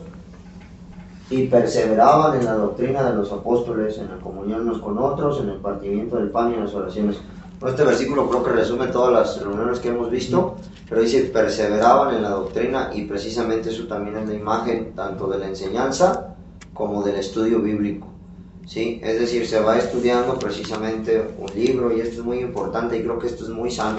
Sí. Sí, esto es verdaderamente muy sano, porque como bien lo has dicho, Miguel, si fuera solo por una persona, imagínate, se sube esa persona y enseña una doctrina errónea, y pues ya todos lo van a creer, ¿sí? O todos lo van a tomar como cierta, no, pues es que es el líder. Si nada más habla uno. Ajá, exactamente, es que es el líder, él es el que dice, y no, verdaderamente esto es, a ver hermano, yo entendí esto, yo entendí aquello, tengo una duda de esto, y es un diálogo, precisamente como tú lo has dicho. Y es algo importante. Es un diálogo. Es algo importante lo que decías de la doctrina de los apóstoles. Obviamente, si hay alguien que tiene dudas de que está haciendo alguna reunión bien o alguna reunión mal o tiene dudas en alguna práctica, pues obviamente para darnos cuenta hay que ver si se practicó en hechos, pero también hay que ver si se enseñó en las cartas, en la forma doctrinal, porque obviamente en esas cartas los apóstoles mandan decir a las asambleas que ella cesó, que ella terminó, que sigue en pie todavía. Entonces, un ejemplo, por ejemplo, el don de la sanación. Sí, lo vemos en Hechos, se practicó. No lo vemos como tal dentro de la iglesia, pero sí se practicó la sanación, pero ya no lo enseñan más adelante. Obviamente, hasta el apóstol Pablo recalca muy bien que hubo dones que ya se terminaron. Sí. Y bueno, algo para entender, los dones eran parte de la edificación de la iglesia. Y obviamente hubieron dones que fueron importantes en su principio, pero cesaron. Y hay dones que siguen todavía porque pues no son de importancia, pues. Así es. Y también, por ejemplo, podemos ver lo que estábamos viendo de los que hacen reunión de alabanza y tocan y todo eso. Ellos se basan en el Salmo, o sea, donde dice que adorar a Dios con son de bocina y con pandero y todo eso. Pero si vemos realmente en las iglesias, como tú dices en las cartas que les hablan a cada una de las iglesias, ninguno practica estas cosas, o sea, ninguno lleva, hacen un concierto o tocan con instrumentos, sí. O sea, ninguno practica estas cosas. Y obviamente cuando se lleva, o cuando tiene que ver con la iglesia, pues hay que leer Hechos. Así es. ¿Verdad? O sea, los evangelios fueron eso último de lo que fue la ley, y empezaron como los principios de la iglesia, pero ya en Hechos se empieza a ver la iglesia, vemos cómo se forma, y es esa parte de transición donde terminan algunas cosas, pero siguen otras. Entonces, si quiero especificarme en la iglesia, pues ¿para qué me voy al Antiguo Testamento si no estaba todavía revelada ahí? Sí. Se nos reveló el Nuevo. Entonces no puedo decir, pues que yo me baso en los Salmos, hay que danzar, ¿verdad? Exactamente. Vemos también en Apocalipsis 3:6 dice: el que tiene oído oiga lo que el Espíritu dice a las iglesias. Primero da el mensaje individual a las iglesias que menciona el Apocalipsis, por ejemplo ahí a Sardis, pero cuando escribe a la iglesia en Sardis, y luego oiga lo que el Espíritu dice a las iglesias. Y precisamente esa es la enseñanza de forma pública que se debe dar también en una iglesia local como tal. Bien, pasamos a la siguiente reunión. De las 5 que consideramos constantes, como ya bien habíamos dicho, que tienen que ser bastante constantes, que deben de tener regularidad, y la última que vamos a encontrar precisamente es la de la predicación del Evangelio. El Evangelio. Como tal, una reunión de predicación. Sí. No, y yo creo que ya en Hechos, pues hay muchas prácticas del Evangelio. Pedro se levantó a predicar a más de, 3,000 personas. Y el apóstol Pablo también se levantó a predicar, y no nada más podemos ver las prácticas, sino también las enseñanzas. Exactamente. Sí, yo el versículo que quería leer es 1 de Corintios 15, dice, Además os declaro, hermanos, el evangelio que os he predicado, el cual también recibisteis, en el cual también perseveráis. O sea, hay que seguir predicando. Muchas veces creemos de que porque ya somos salvos, pues ya para qué escuchamos el evangelio, pero realmente también, como decíamos, si podemos orar cada quien en su casa, ¿por qué venimos a orar todos juntos? Pero pues uno también aprende con las oraciones de los demás. Igual manera, aunque uno ya es salvo, uno también se regocija cuando escucha de nuevo el evangelio. Y lo que estás diciendo, Josué, lo que está diciendo el versículo, pues mejor dicho, es: os declaro hermanos. O sea, está dirigiéndose a hermanos. Así es. Y como vemos nosotros el contexto en 1 de Corintios, es Pablo está escribiendo a la iglesia que está en Corinto. Sí, no está escribiendo a un grupo aquí, a un grupo acá, no, está a los hermanos que están en Corinto. Entonces, os declaro hermanos, es decir, a la iglesia que está en Corinto le está haciéndolo de manera pública, el evangelio que os he predicado. Pablo está declarando el evangelio a los corintios, y eso es una reunión de predicación, pues, por así decirlo. Y algo muy importante, no hay muchos evangelios, o sea, no hay un evangelio de esto, un evangelio, sino hay un solo evangelio, y de hecho ya tenemos un episodio exclusivo de qué es el evangelio, y lo puede escuchar a más a detalle. Pero realmente, si usted está escuchando una predicación del evangelio, pero no se le dice a usted la consecuencia o la condición en la que usted se encuentra por pecador, si no se le menciona a usted el peligro que corre por ser pecador, si no se le menciona a usted la responsabilidad que tiene delante de Dios, si no se le menciona a usted la solución o la obra del Señor Jesucristo que lo puede salvar, realmente no es el evangelio. Exactamente. Y bueno, aunque estamos tocando las reuniones, no las pusimos de una forma sistemática. O sea, la primera es esta. Obviamente las pusimos así nada más porque así salió, pero no le estamos dando las importancias. Más y menos. Aunque esta reunión del evangelio yo creo que es sí quizás la principal, porque obviamente es como la semilla. Sí. Es como lo que... Obviamente sí, es la semilla donde llega a nuestra vida y somos salvos, y de ahí obviamente somos bautizados ya en una asamblea y estamos congregados. Entonces esta reunión yo creo que es de las principales, y el Señor mismo dijo a sus discípulos: id por todo el mundo y predicar el evangelio. Así es. Aunque es practicada, pero también podemos ver que la Biblia nos exhorta o nos anima pues a predicar. Obviamente nosotros recibimos el evangelio, pero también la Biblia nos enseña que solo somos luz y no hay que esconderla debajo de una tapa, sino también hay que compartir esa luz que es el evangelio para que otras personas también y es que lo conozcan. Como lo has dicho, Miguel, también tiene esto mucho que ver. O sea, se declara el evangelio, y esto se puede hacer fuera de la iglesia local, es decir, se puede llevar el evangelio a otros lados. Pero con el versículo que leyó Josué también nos da a entender eso, que el evangelio también debe de ser predicado en la iglesia local. Sí. Y verdaderamente, si no hay evangelio, no hay crecimiento. Sí, así de sencillo. Si no hay predicación del evangelio, no hay crecimiento, porque ¿cómo van a creer si no hay quien les predique?, dice Romanos. Entonces, la predicación del evangelio también es para ir creciendo, es decir, que el número de creyentes vaya aumentando, porque ¿cómo van a creer si no hay quien les predique? Y como ya lo he dicho, Josué es un evangelio, y en 1 de Corintios 15 está: porque primeramente os he enseñado. Aquí está de nuevo que es algo público. ¿Sí? lo que asimismo recibí, que Cristo murió por nuestros pecados conforme a las Escrituras, y que fue sepultado y que resucitó al tercer día conforme a las Escrituras. Entonces, en esto consiste el Evangelio. Sí. Sí, que Cristo murió, que Cristo resucitó y que lo hizo por nuestros pecados. Sí. Y hay muchos, por ejemplo, que, y no, o sea, no es que esté del todo mal, pero hay muchas personas que conocen a alguien, no sé, que acaba de asistir y le trata de explicar el Apocalipsis. No, mira, déjate explico. Pero realmente lo primero es el Evangelio. Exactamente. Para que crea y sea salvo. Ya después de que se salve, ahora sí, enséñale lo que tú quieras de lo demás, pero lo primero es el Evangelio. Y como bien has dicho, pueden escucharnos, les invitamos a que escuchen ese episodio también, de qué es el Evangelio. Sí, que no se confunde Evangelio, como ya lo hemos dicho, con mensajes de motivación, que no hay otro Evangelio, que no hay otra manera en que el hombre pueda ser salvo. Sí, porque muchas veces lo escuchamos de religiones, etcétera.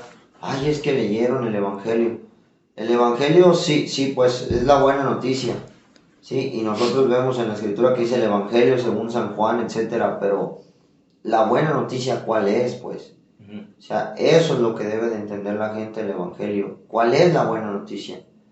Sí, es que usted es un pecador, pero la buena noticia es que Cristo murió por sus pecados, que resucitó al tercer día conforme a las Escrituras, y que gracias a lo que hizo el Señor Jesucristo, usted puede entrar al cielo, si usted cree y confía de todo corazón en ese Evangelio. Entonces, eso es lo que se debe predicar, de muchas formas.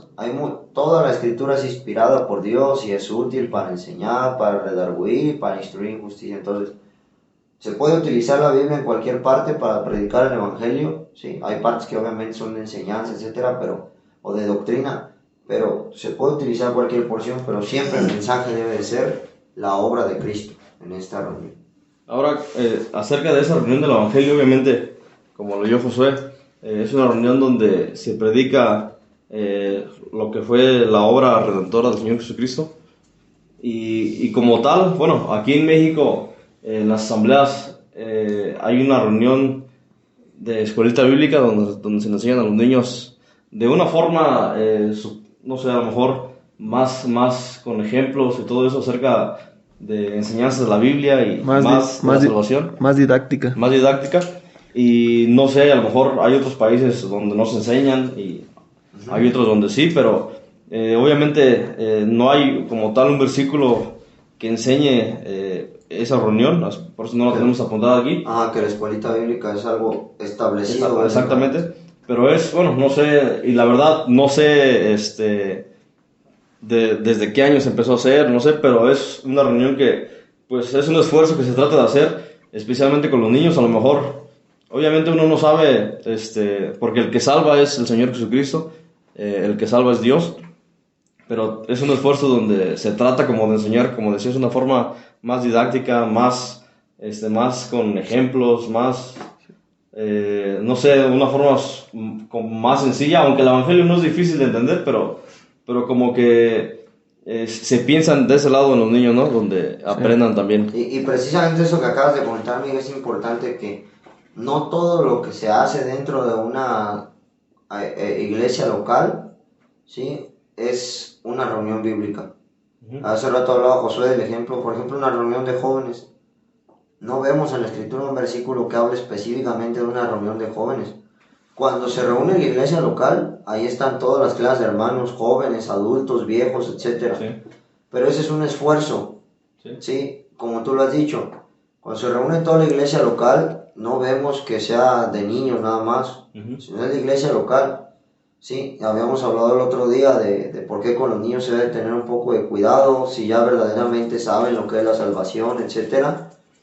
Pero esto creo yo también se toma de lo que dice el Señor Jesucristo: dejad a los niños venid a mí.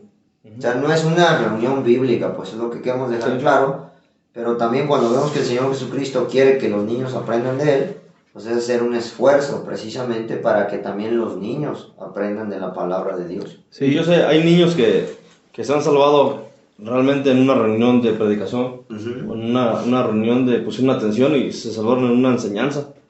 Entonces, obviamente a lo que quiero llegar es que, o sea, hay niños salvados no específicamente por la reunión de la escuelita bíblica, pero yo sé, a lo mejor eso es como un esfuerzo de nosotros, como una forma de preocupación. A veces yo creo, pensamos de que Dios tiene el poder, obviamente, así como salva a un adulto puede salvar a un niño, pero es una forma como sensible de nosotros tratar de enseñarles como de una forma más sencilla a los niños. Y muchos piensan que enseñarle a un niño es como manipularlo desde pequeño, pero si no se le enseñara al niño de las cosas de Dios, ¿qué va a aprender del mundo? Sí.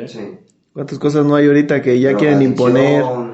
Violencia. Y luego, sí, o sea, hay cosas que van a aprender del mundo que no tienen nada de beneficio, que no puedan aprender algo útil que es de la palabra de Dios. Y como decías tú, obviamente esa reunión no es meramente bíblica, pues, ¿sí? Que veamos en la doctrina. Sí, o sea, y como decías, hay reuniones que hacemos, obviamente no son bíblicas, pero pues no sé, a lo mejor quizás sea algo sano. Por ejemplo, nos hemos juntado a veces a cantar. Sí, claro. ¿No? O sea, y pues en lugar de estar en otros lados, aprovechamos ese tiempo y pues nos divertimos, aprendemos. Bíblica de canto. No.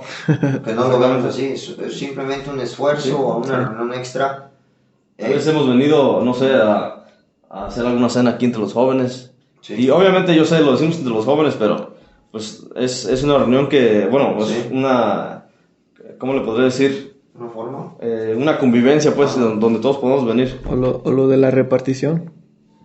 Exactamente, sí, o sea, a veces que salimos a repartir y como tal, no enseña de que júntense y empiecen a repartir textos. Pero es algo sí, o sea, tratamos de sembrar la semilla, pues, de cierta forma. Y por ejemplo, quería cerrar con eso porque yo conozco un hermano que, por ejemplo, él dice, yo no estoy de acuerdo con la escuelita bíblica. Y uno no puede decir que está mal, porque ciertamente no está una reunión bíblica. Él dice, la escritura dice que los padres tienen la obligación de poder enseñar a los hijos. Y no está mal lo que él dice. Por eso precisamente no es una reunión bíblica. En cambio, si él dijera, no, yo no estoy de acuerdo en que se celebre la cena del Señor, ahí sí está mal, porque eso sí está establecido en la parte bíblica. Como les hemos dicho, es un esfuerzo, pues, es una manera también de tratar de alcanzar a los niños y de que los niños conozcan de Dios. Y obviamente nosotros como asamblea lo practicamos. Porque, exacto. Pues, o sea, llegaron aquí y empezaron a hacer esa práctica. Sí. Quizás como costumbre, no sé, pero pues... No es un esfuerzo, así. Sí, es un esfuerzo. Es un esfuerzo. Sí, es un esfuerzo. Sí, y como decía, hay lugares donde no se hace, hay lugares donde sí. O sea, yo me he dado cuenta que a lo mejor, por ejemplo, en Venezuela, pues sí, también lo practican algunos. Y sí, como tú dices, hay hermanos que no están de acuerdo, pero también por otro lado, no hay en la palabra de Dios restricciones. Sí, que diga que no está bien. No hay que ser... Porque, por ejemplo, vuelvo a lo mismo, lo que yo citaba, dejad a los niños venir a mí. O sea, el Señor Jesucristo también tiene interés por los niños.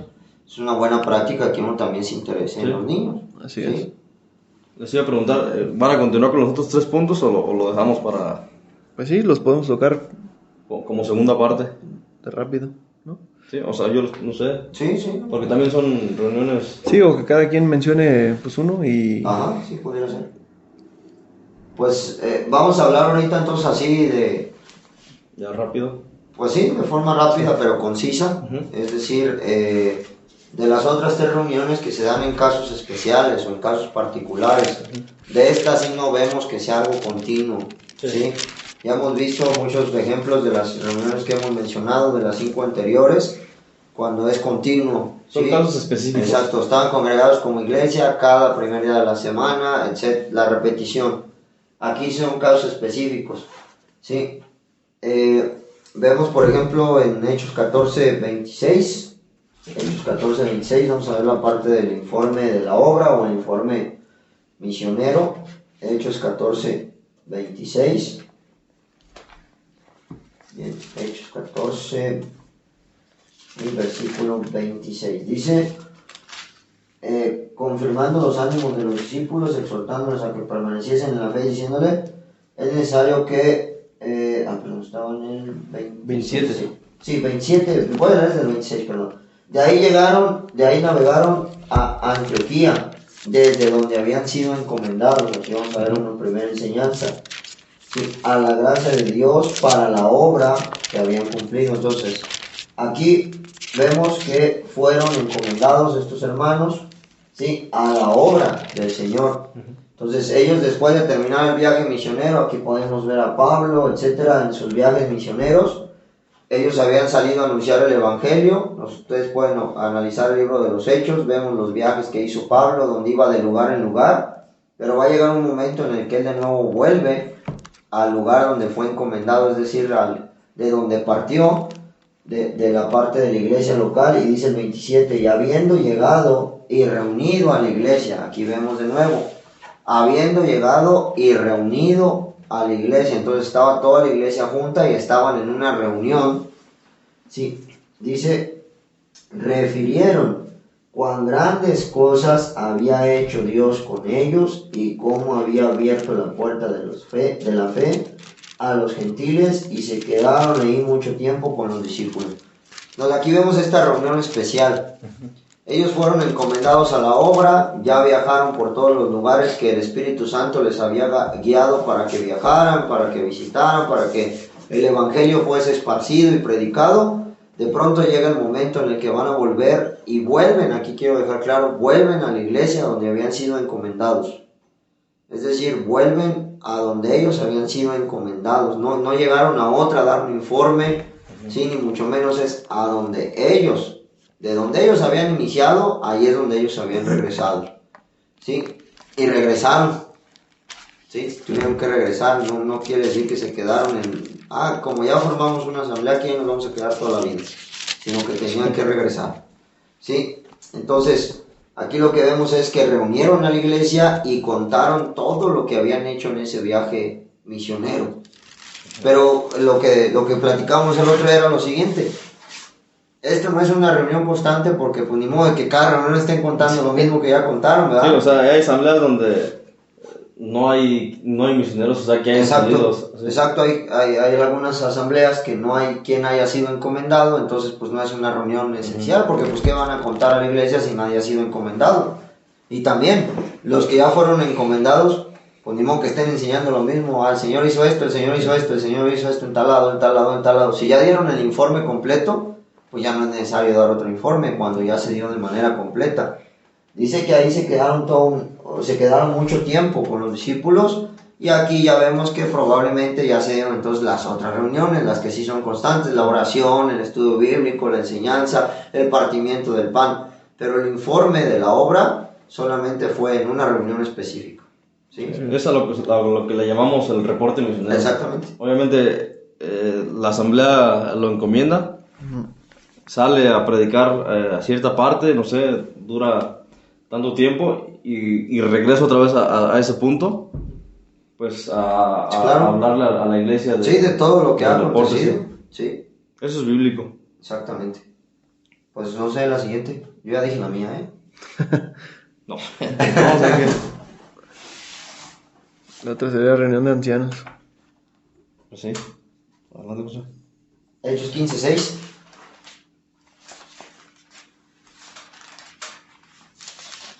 Pues que léelo, Paco. Bueno, hay otros versículos también que van a hablar aquí. Sí, voy a leer nada más Hechos 15:6. Y se reunieron los apóstoles y los ancianos para conocer el asunto. Aquí tiene otro contexto, pero vemos cómo también los ancianos se están reuniendo para algún asunto. Sí. Sí, entonces eso también es bíblico, pero ahorita vamos a ver Y obviamente, para darnos a entender, los ancianos, sí, o en otras... ¿cuál es la figura del anciano? Ajá, obviamente, a nosotros, no sé, le llamamos ancianos, pero también la Biblia los nombra obispos o los nombra pastores. Entonces, y obviamente queremos recalcar que son más de uno. Sí. Por lo mismo a que llega el punto en que, pues, ya él es el que lidera, y la Biblia no enseña eso, enseña de que eran varios ancianos. Y bueno, yo voy a leer el 20, dice Hechos 20, versículo 17.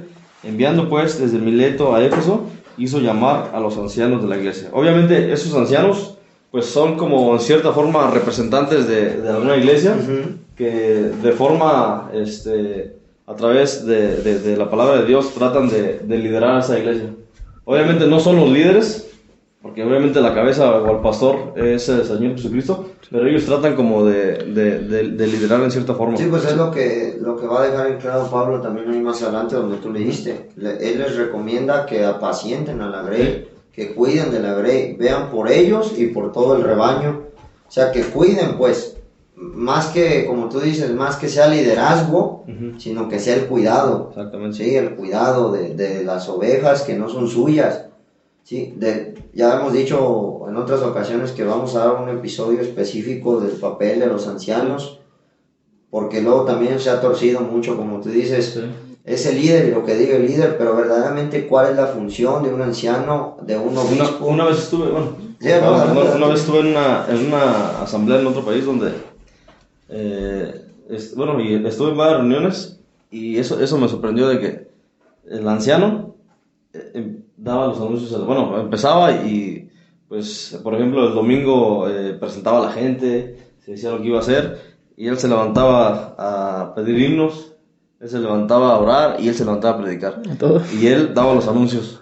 Y así en las reuniones, o sea, y entonces, como decías tú, no queremos que las asambleas caigan en eso de que, pues, llegue uno a ver ya a la persona como líder, porque, pues, obviamente, aunque ellos lideran, pero también en cierta forma ellos tratan como de apacentar, de cuidar, de exhortar, pero el trabajo es pues de todos, o sea, todos comparten la enseñanza, todos comparten la oración, la adoración, aunque, bueno, no sé, a lo mejor, no sé si ya se tocó ese tema o se va a tocar, pero pues también está eso del diaconado, ¿verdad? Así es. Y algo importante también, en la asamblea hay responsabilidades, pero no hay puestos. Entonces, cuando entramos cada uno de nosotros a la asamblea, se nos dice desde hoy goza de las responsabilidades y de los privilegios. Entonces, todos gozamos de las mismas responsabilidades y de los mismos privilegios. No hay uno que tenga más o hay uno que tenga menos. Entonces, en la iglesia no debería de haber puestos de que él es el jefe, él es el chalán o así, sino, todos somos iguales. Porque como este es el líder, no hace esto, y como tú eres de los nuevos, a ti te toca hacer esto. La Biblia nos enseña que toda la iglesia es un cuerpo, pero Cristo es la cabeza. Entonces no hay dos cabezas o tres. Los miembros son importantes. Un ejemplo, ahora sí se va a levantar a predicar, no, con él no voy a salir, pero ahora sí este es el líder, a él sí lo voy a escuchar. Entonces no nos da favoritismo la Biblia, sino todos somos... Es importante aquí que la reunión de ancianos siempre se ve que se juntaban de los ancianos de una sola asamblea. O sea, que no era que se reunían de todas las iglesias que estaban alrededor y trataban los asuntos de todas. Creo que ahí se pierde la parte de la autonomía de la asamblea. Sí, que no se tenga esa mala práctica, porque aquí no vemos, por ejemplo, tampoco que Pablo les haya dicho, no, pues fíjense que en Éfeso, ellos eran de Éfeso, que en Mileto pasó esto y fulanito dijo esto y aquello. O sea, Pablo no estaba gobernando. De hecho, les está encargando a la grey, pero no está poniendo, mira, es que ya en la rinconada ya hicieron esto, no les hables a los de la rinconada. O hicieron aquello, tú no les hables a los de allá. No es así, las reuniones de ancianos son para tratar asuntos de la misma iglesia local. Y es importante porque... No de otras. Porque es la autonomía de las asambleas. No de otras. De hecho, vamos a tener un episodio de eso. Autonomía. Sí, o sea, y fíjate, es importante, Paco, porque podemos ver el contexto de esos versículos que hemos leído, y son los ancianos de esta iglesia de Éfeso. Yo creo que de hecho no hay ningún pasaje, un versículo donde enseñe que hay reuniones de las asambleas de los ancianos. No hay. Así es. No, y pueden coincidir ancianos en una conferencia. Es decir, una asamblea local, vamos a poner un nombre, ¿no? La de San Juan Nuevo, Nayarit. Nos invita a la conferencia y ahí están los ancianos de San Juan Nuevo, están los ancianos de Carmen, están de donde sea, ¿sí? Por decir nombres así. Pero se reúnen para la enseñanza pública, no los puros ancianos para decir, fíjate que en mi asamblea Pedrito hizo esto, fulanito hizo aquello. Porque cada asamblea tiene a sus ancianos precisamente para que ellos velen por el cuidado de las ovejas de cada una. Y no tienen que tener injerencia en las decisiones de las otras asambleas. Es muy diferente que un anciano le diga a otro anciano, oye, puedes aconsejarme en esto, en aquello. Fíjate que en la asamblea, pero que salga de él. No, tú vas a hacer esto, tú vas a hacer aquello, pues entonces ya quitas la autonomía. Pablo no hizo esto. Así es. Sí, Pablo no hizo esto. Y era el apóstol Pablo. Exacto. Y ahí le está, bueno, ya vamos a hablar más adelante de esto, pero para que quede claro, Pablo no está brincándose en lugar de los ancianos, sino que más bien lo está recalcando. Ustedes son los ancianos y ustedes son los que tienen que cuidar y apacentar a la grey de Dios, no yo. Sí. Él no les está diciendo porque yo digo, hagan esto. Si ustedes han sido puestos por Dios, ustedes son los que al principio, bueno, y como decíamos de que Hechos es un libro de transición, al principio se ven mucho los apóstoles. Claro. Después, cuando se empiezan a formar las asambleas, se ven apóstoles y ancianos. Y ya al final se ven nada más los ancianos porque es así como Dios quiso establecer las asambleas. Y es que aquí lo vemos claro en lo que hemos leído. Pablo ya sabía que no iba a regresar. Y por eso está encargando a los ancianos, para que ya no dependan del misionero. ¿Sí? El misionero ya hizo su trabajo, ya fue a predicar la palabra, ya creyeron, etcétera. ¿Sí? Tal vez ayudó en que se formara la iglesia local, pero va a llegar el punto en el que se tiene que ir a otro lado. Aquí Pablo también. Es el discurso de despedida de Pablo. Ya no voy a volver, pero para eso ya están ustedes, y que sepan que ahora ustedes tienen la responsabilidad. Ya no es mía. Sí. Yo ya hice mi trabajo, como dice ahí. Yo ya estoy limpio de la sangre de ustedes porque yo ya prediqué el evangelio. Pablo ya hizo lo que tenía que hacer. Y como tú decías, el apóstol Pablo no se está poniendo por arriba de los terceros. Aunque él es un apóstol, obviamente su trabajo como apostolado era dejar las doctrinas bien firmes a ellos. O sea, ellos le estaban enseñando pues la doctrina que Dios le había mandado a él. Y hasta ahí, porque muchos pueden decir, no, pero es que así como Pablo, yo también, no, Pablo fue un apóstol. Sí. Bueno, y por último, una de las reuniones, yo creo, de las reuniones más tristes es la reunión de disciplina. Quisiéramos que hubiera, ¿no? Sí, la reunión de disciplina. Versículo que tengo yo, a lo mejor otros tengan otros, dice 1 Corintios 5:4.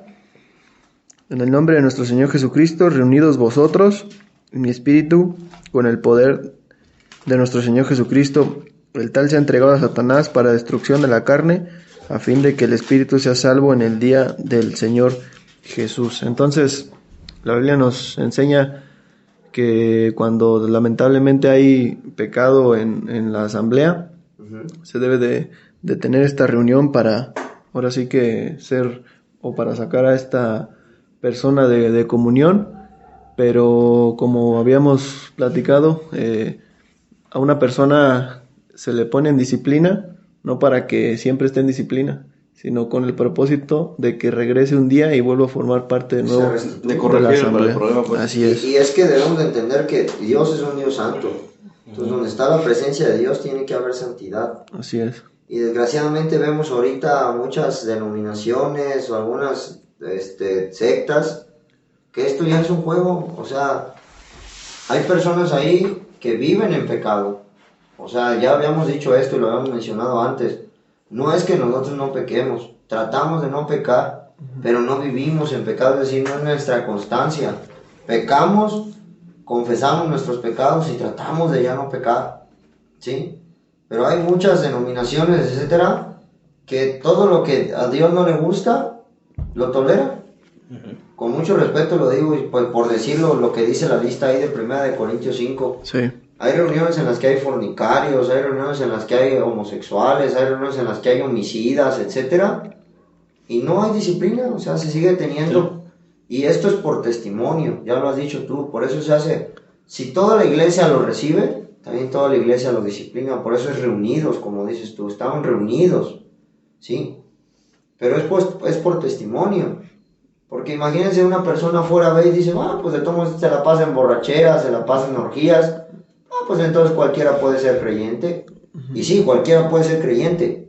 Pero hay un orden. Hay un orden y hay una santidad. Y un creyente debe de tener esa santidad también. Sed santos porque yo soy santo. Y debe de procurar la santidad. ¿Sí? O sea, repetimos, vamos a pecar todos los días, sin lugar a dudas. Pero Señor, perdóname, pero cuando ya es algo constante, cuando ya no hay remordimiento, cuando ya no hay arrepentimiento, ¿sí?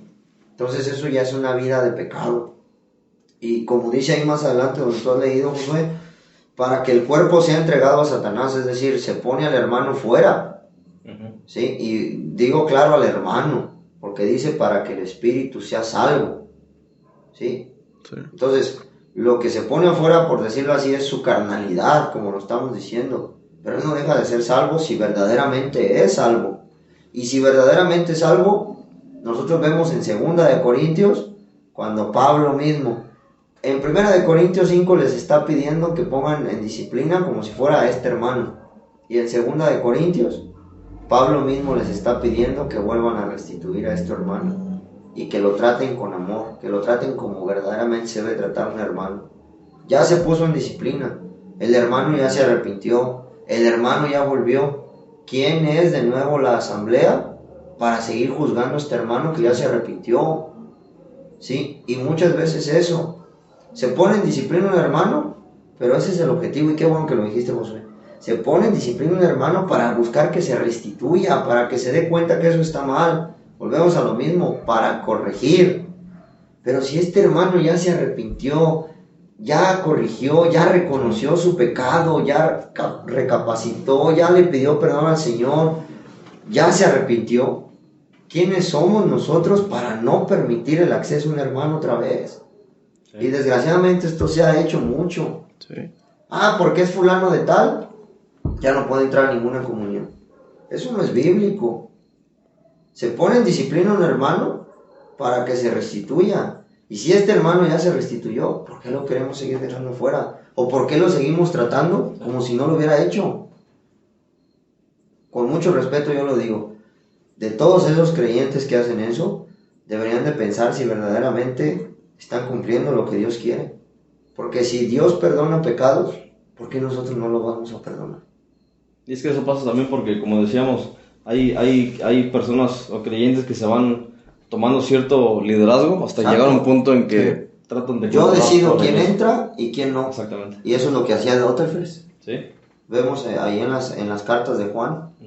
¿Sí? Diótrefes decía, tú sí, tú no, tú sí, tú no. ¿Y cómo lo condena Juan? ¿Como algo bueno o como algo malo? Como algo malo. ¿Sí? Entonces, estas reuniones es un hermano cayó en pecado, lo reconoce públicamente, lo confiesa, etcétera, se anuncia a la asamblea, ¿sí? Ok, ya se anunció, pero después si este hermano dice, yo lo reconocí, ya me arrepentí delante de Dios, se vuelve a ver su testimonio que ha sido restaurado, etcétera, ¿por qué no volverlo a dejar entrar? Así es. ¿Sí? Hay algo importante de esta reunión, como decías Paco, Dios es un Dios santo. Y obviamente nosotros somos llamados también a la santidad, a ser consagrados. Entonces, y como José decía, el principal motivo de la disciplina es tratar de corregir el problema y otra vez restaurar al hermano. Obviamente, y lo hemos escuchado muchas veces, Dios es un Dios de oportunidades, aunque tiene límites, pero pues si fallé, o sea, hay la forma de otra vez restaurarme. Y voy a leer un ejemplo y es lo que decía, es un libro de transición. Obviamente este ejemplo ya no se va a dar más adelante, pero Dios trata siempre de poner un ejemplo muy claro para que se aprenda, ¿verdad? Esto era en Jerusalén, en la iglesia, dice en Hechos capítulo 5, y esta es una de las ¿cuál es la palabra? De las disciplinas quizás más severas.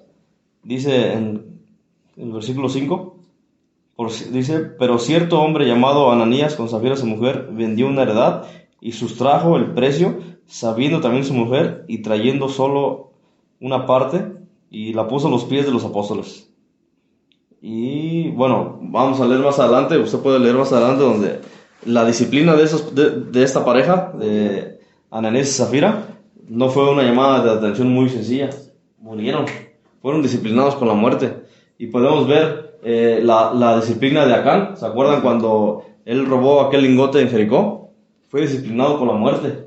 Y tenemos esos ejemplos muy claros para que, o sea, tengamos en cuenta que estamos delante de un Dios santo, un Dios verdadero, que no es un juego. Y obviamente tenemos que, como creyentes, guardar esa santidad, guardar este testimonio delante de Él, porque la gente nos ve. Y obviamente la gente, bueno, aquí los hermanos, los creyentes que vieron esto, dice que quedaron ellos pasmados, o sea, impactados pues de esta disciplina. Y es que también eso es un objetivo de la disciplina, o sea, caray, pues si este hermano hizo eso y fue puesto en disciplina, pues quiere decir que no es correcto que yo lo haga, sino yo también tengo que ser puesto en disciplina. Entonces, el propósito de esta disciplina, pues me imagino que la gente se dio cuenta que pues hay que hacer las cosas bien, claro. O sea, hay que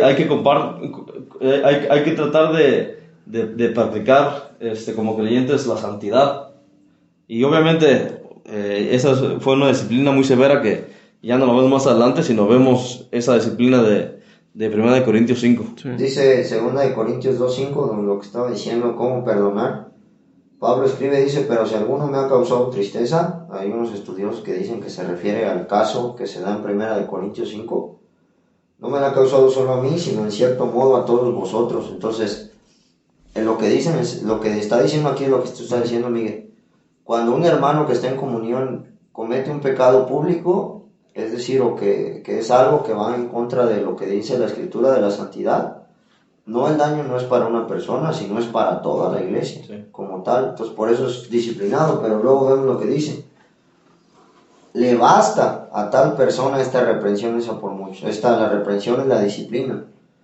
Así que al contrario, vosotros más bien debéis perdonarle y consolarle. Ya fue disciplinado, pero ahora tenemos que perdonarle. Y no solo perdonarle, sino consolarle. Y dice, para que no sea consumido de demasiada tristeza. O sea, aquí verdaderamente nos muestra un hermano que está en arrepentimiento, porque está triste de lo que hizo, de haber perdido la comunión, de haber sido disciplinado, pero nos manda a perdonarle y a consolarle. Por lo cual os ruego que confirméis el amor, y no solamente a perdonarle, a consolarle, sino a que le vuelva, o no que le vuelva, sino que le ame verdaderamente. ¿Sí? Y cuántas veces, como tú dices, no vemos que porque soy fulano, a este hermano ya no. Y si Dios perdona, ¿quién soy yo para no perdonar? A este hermano ya no dejes entrar, a este hermano ya no puede. Caray, si el hermano se arrepintió, ¿por qué no? Si la Biblia manda a perdonarle y a consolarle, y a ser restituido, y amarle, no solamente. ¿Sí? No solamente a consolarle, pero sino a amarle. O sea, es un hermano, pues. ¿Sí? Y si Dios, como tú dices, si Dios no perdona, pues ¿quién soy yo para decirle que ya no puede pertenecer? No, y está el ejemplo donde le preguntan al Señor que ¿cuántas veces te debe perdonar? 70 veces 7. Obviamente, tratando de decir de que, pues, las veces que sean necesarias. Mientras el hermano se arrepienta, así de sencillo. Pues, hermanos, dijimos que según nos íbamos a ir cortito, pero ya le dimos bastante. Bueno, nada más agradecerles a todos los que nos están viendo, los que nos están escuchando. Es un gusto para nosotros haber compartido este mensaje, este episodio de las reuniones de la asamblea. Repetimos, nuestro único objetivo es seguir rescatando la parte de la sana doctrina, seguir viendo lo que verdaderamente enseña la Escritura, porque desgraciadamente vemos actualmente que todo está muy, muy torcido. A mí me ha tocado muchos casos en los que dice, ¿usted qué cree, profe? Porque soy maestro, pues muchos alumnos me preguntan, ¿verdad? ¿Usted qué cree, maestro? No, yo soy cristiano. Ah, de los que bailan. Ah, de los que cantan. Ah, de los que nomás piden dinero. Sí, de los que lloran. Esa es la idea que se tiene de las reuniones de la asamblea o de una iglesia local. Entonces, precisamente esto tiene el objetivo de cambiar eso y verdaderamente ver qué es lo que bíblicamente se tiene que llevar a cabo como reunión de una iglesia local. Por eso se llama Hablando con la Biblia. Ajá, para que ya no digan de los que bailan, de los que tienen conciertos, de los que tocan, de los que roban, sino que se pudiera decir de los que enseñan la palabra de Dios. Exactamente, ¿Sí? y precisamente, lamentablemente, muchas personas se basan en sectas y en denominaciones, pero si realmente conocieran la verdadera doctrina, no tendrían argumentos para criticar el cristianismo. Claro, y es que es eso, pues, cuando la Escritura se tuerce, siempre va a ser sinónimo o va a dar pie, para ser juzgada y para ser puesta en duda. Sí. Y precisamente por eso la Biblia es clara y establece lo que a Dios le gusta. Querido amigo, agradecemos que haya estado con nosotros.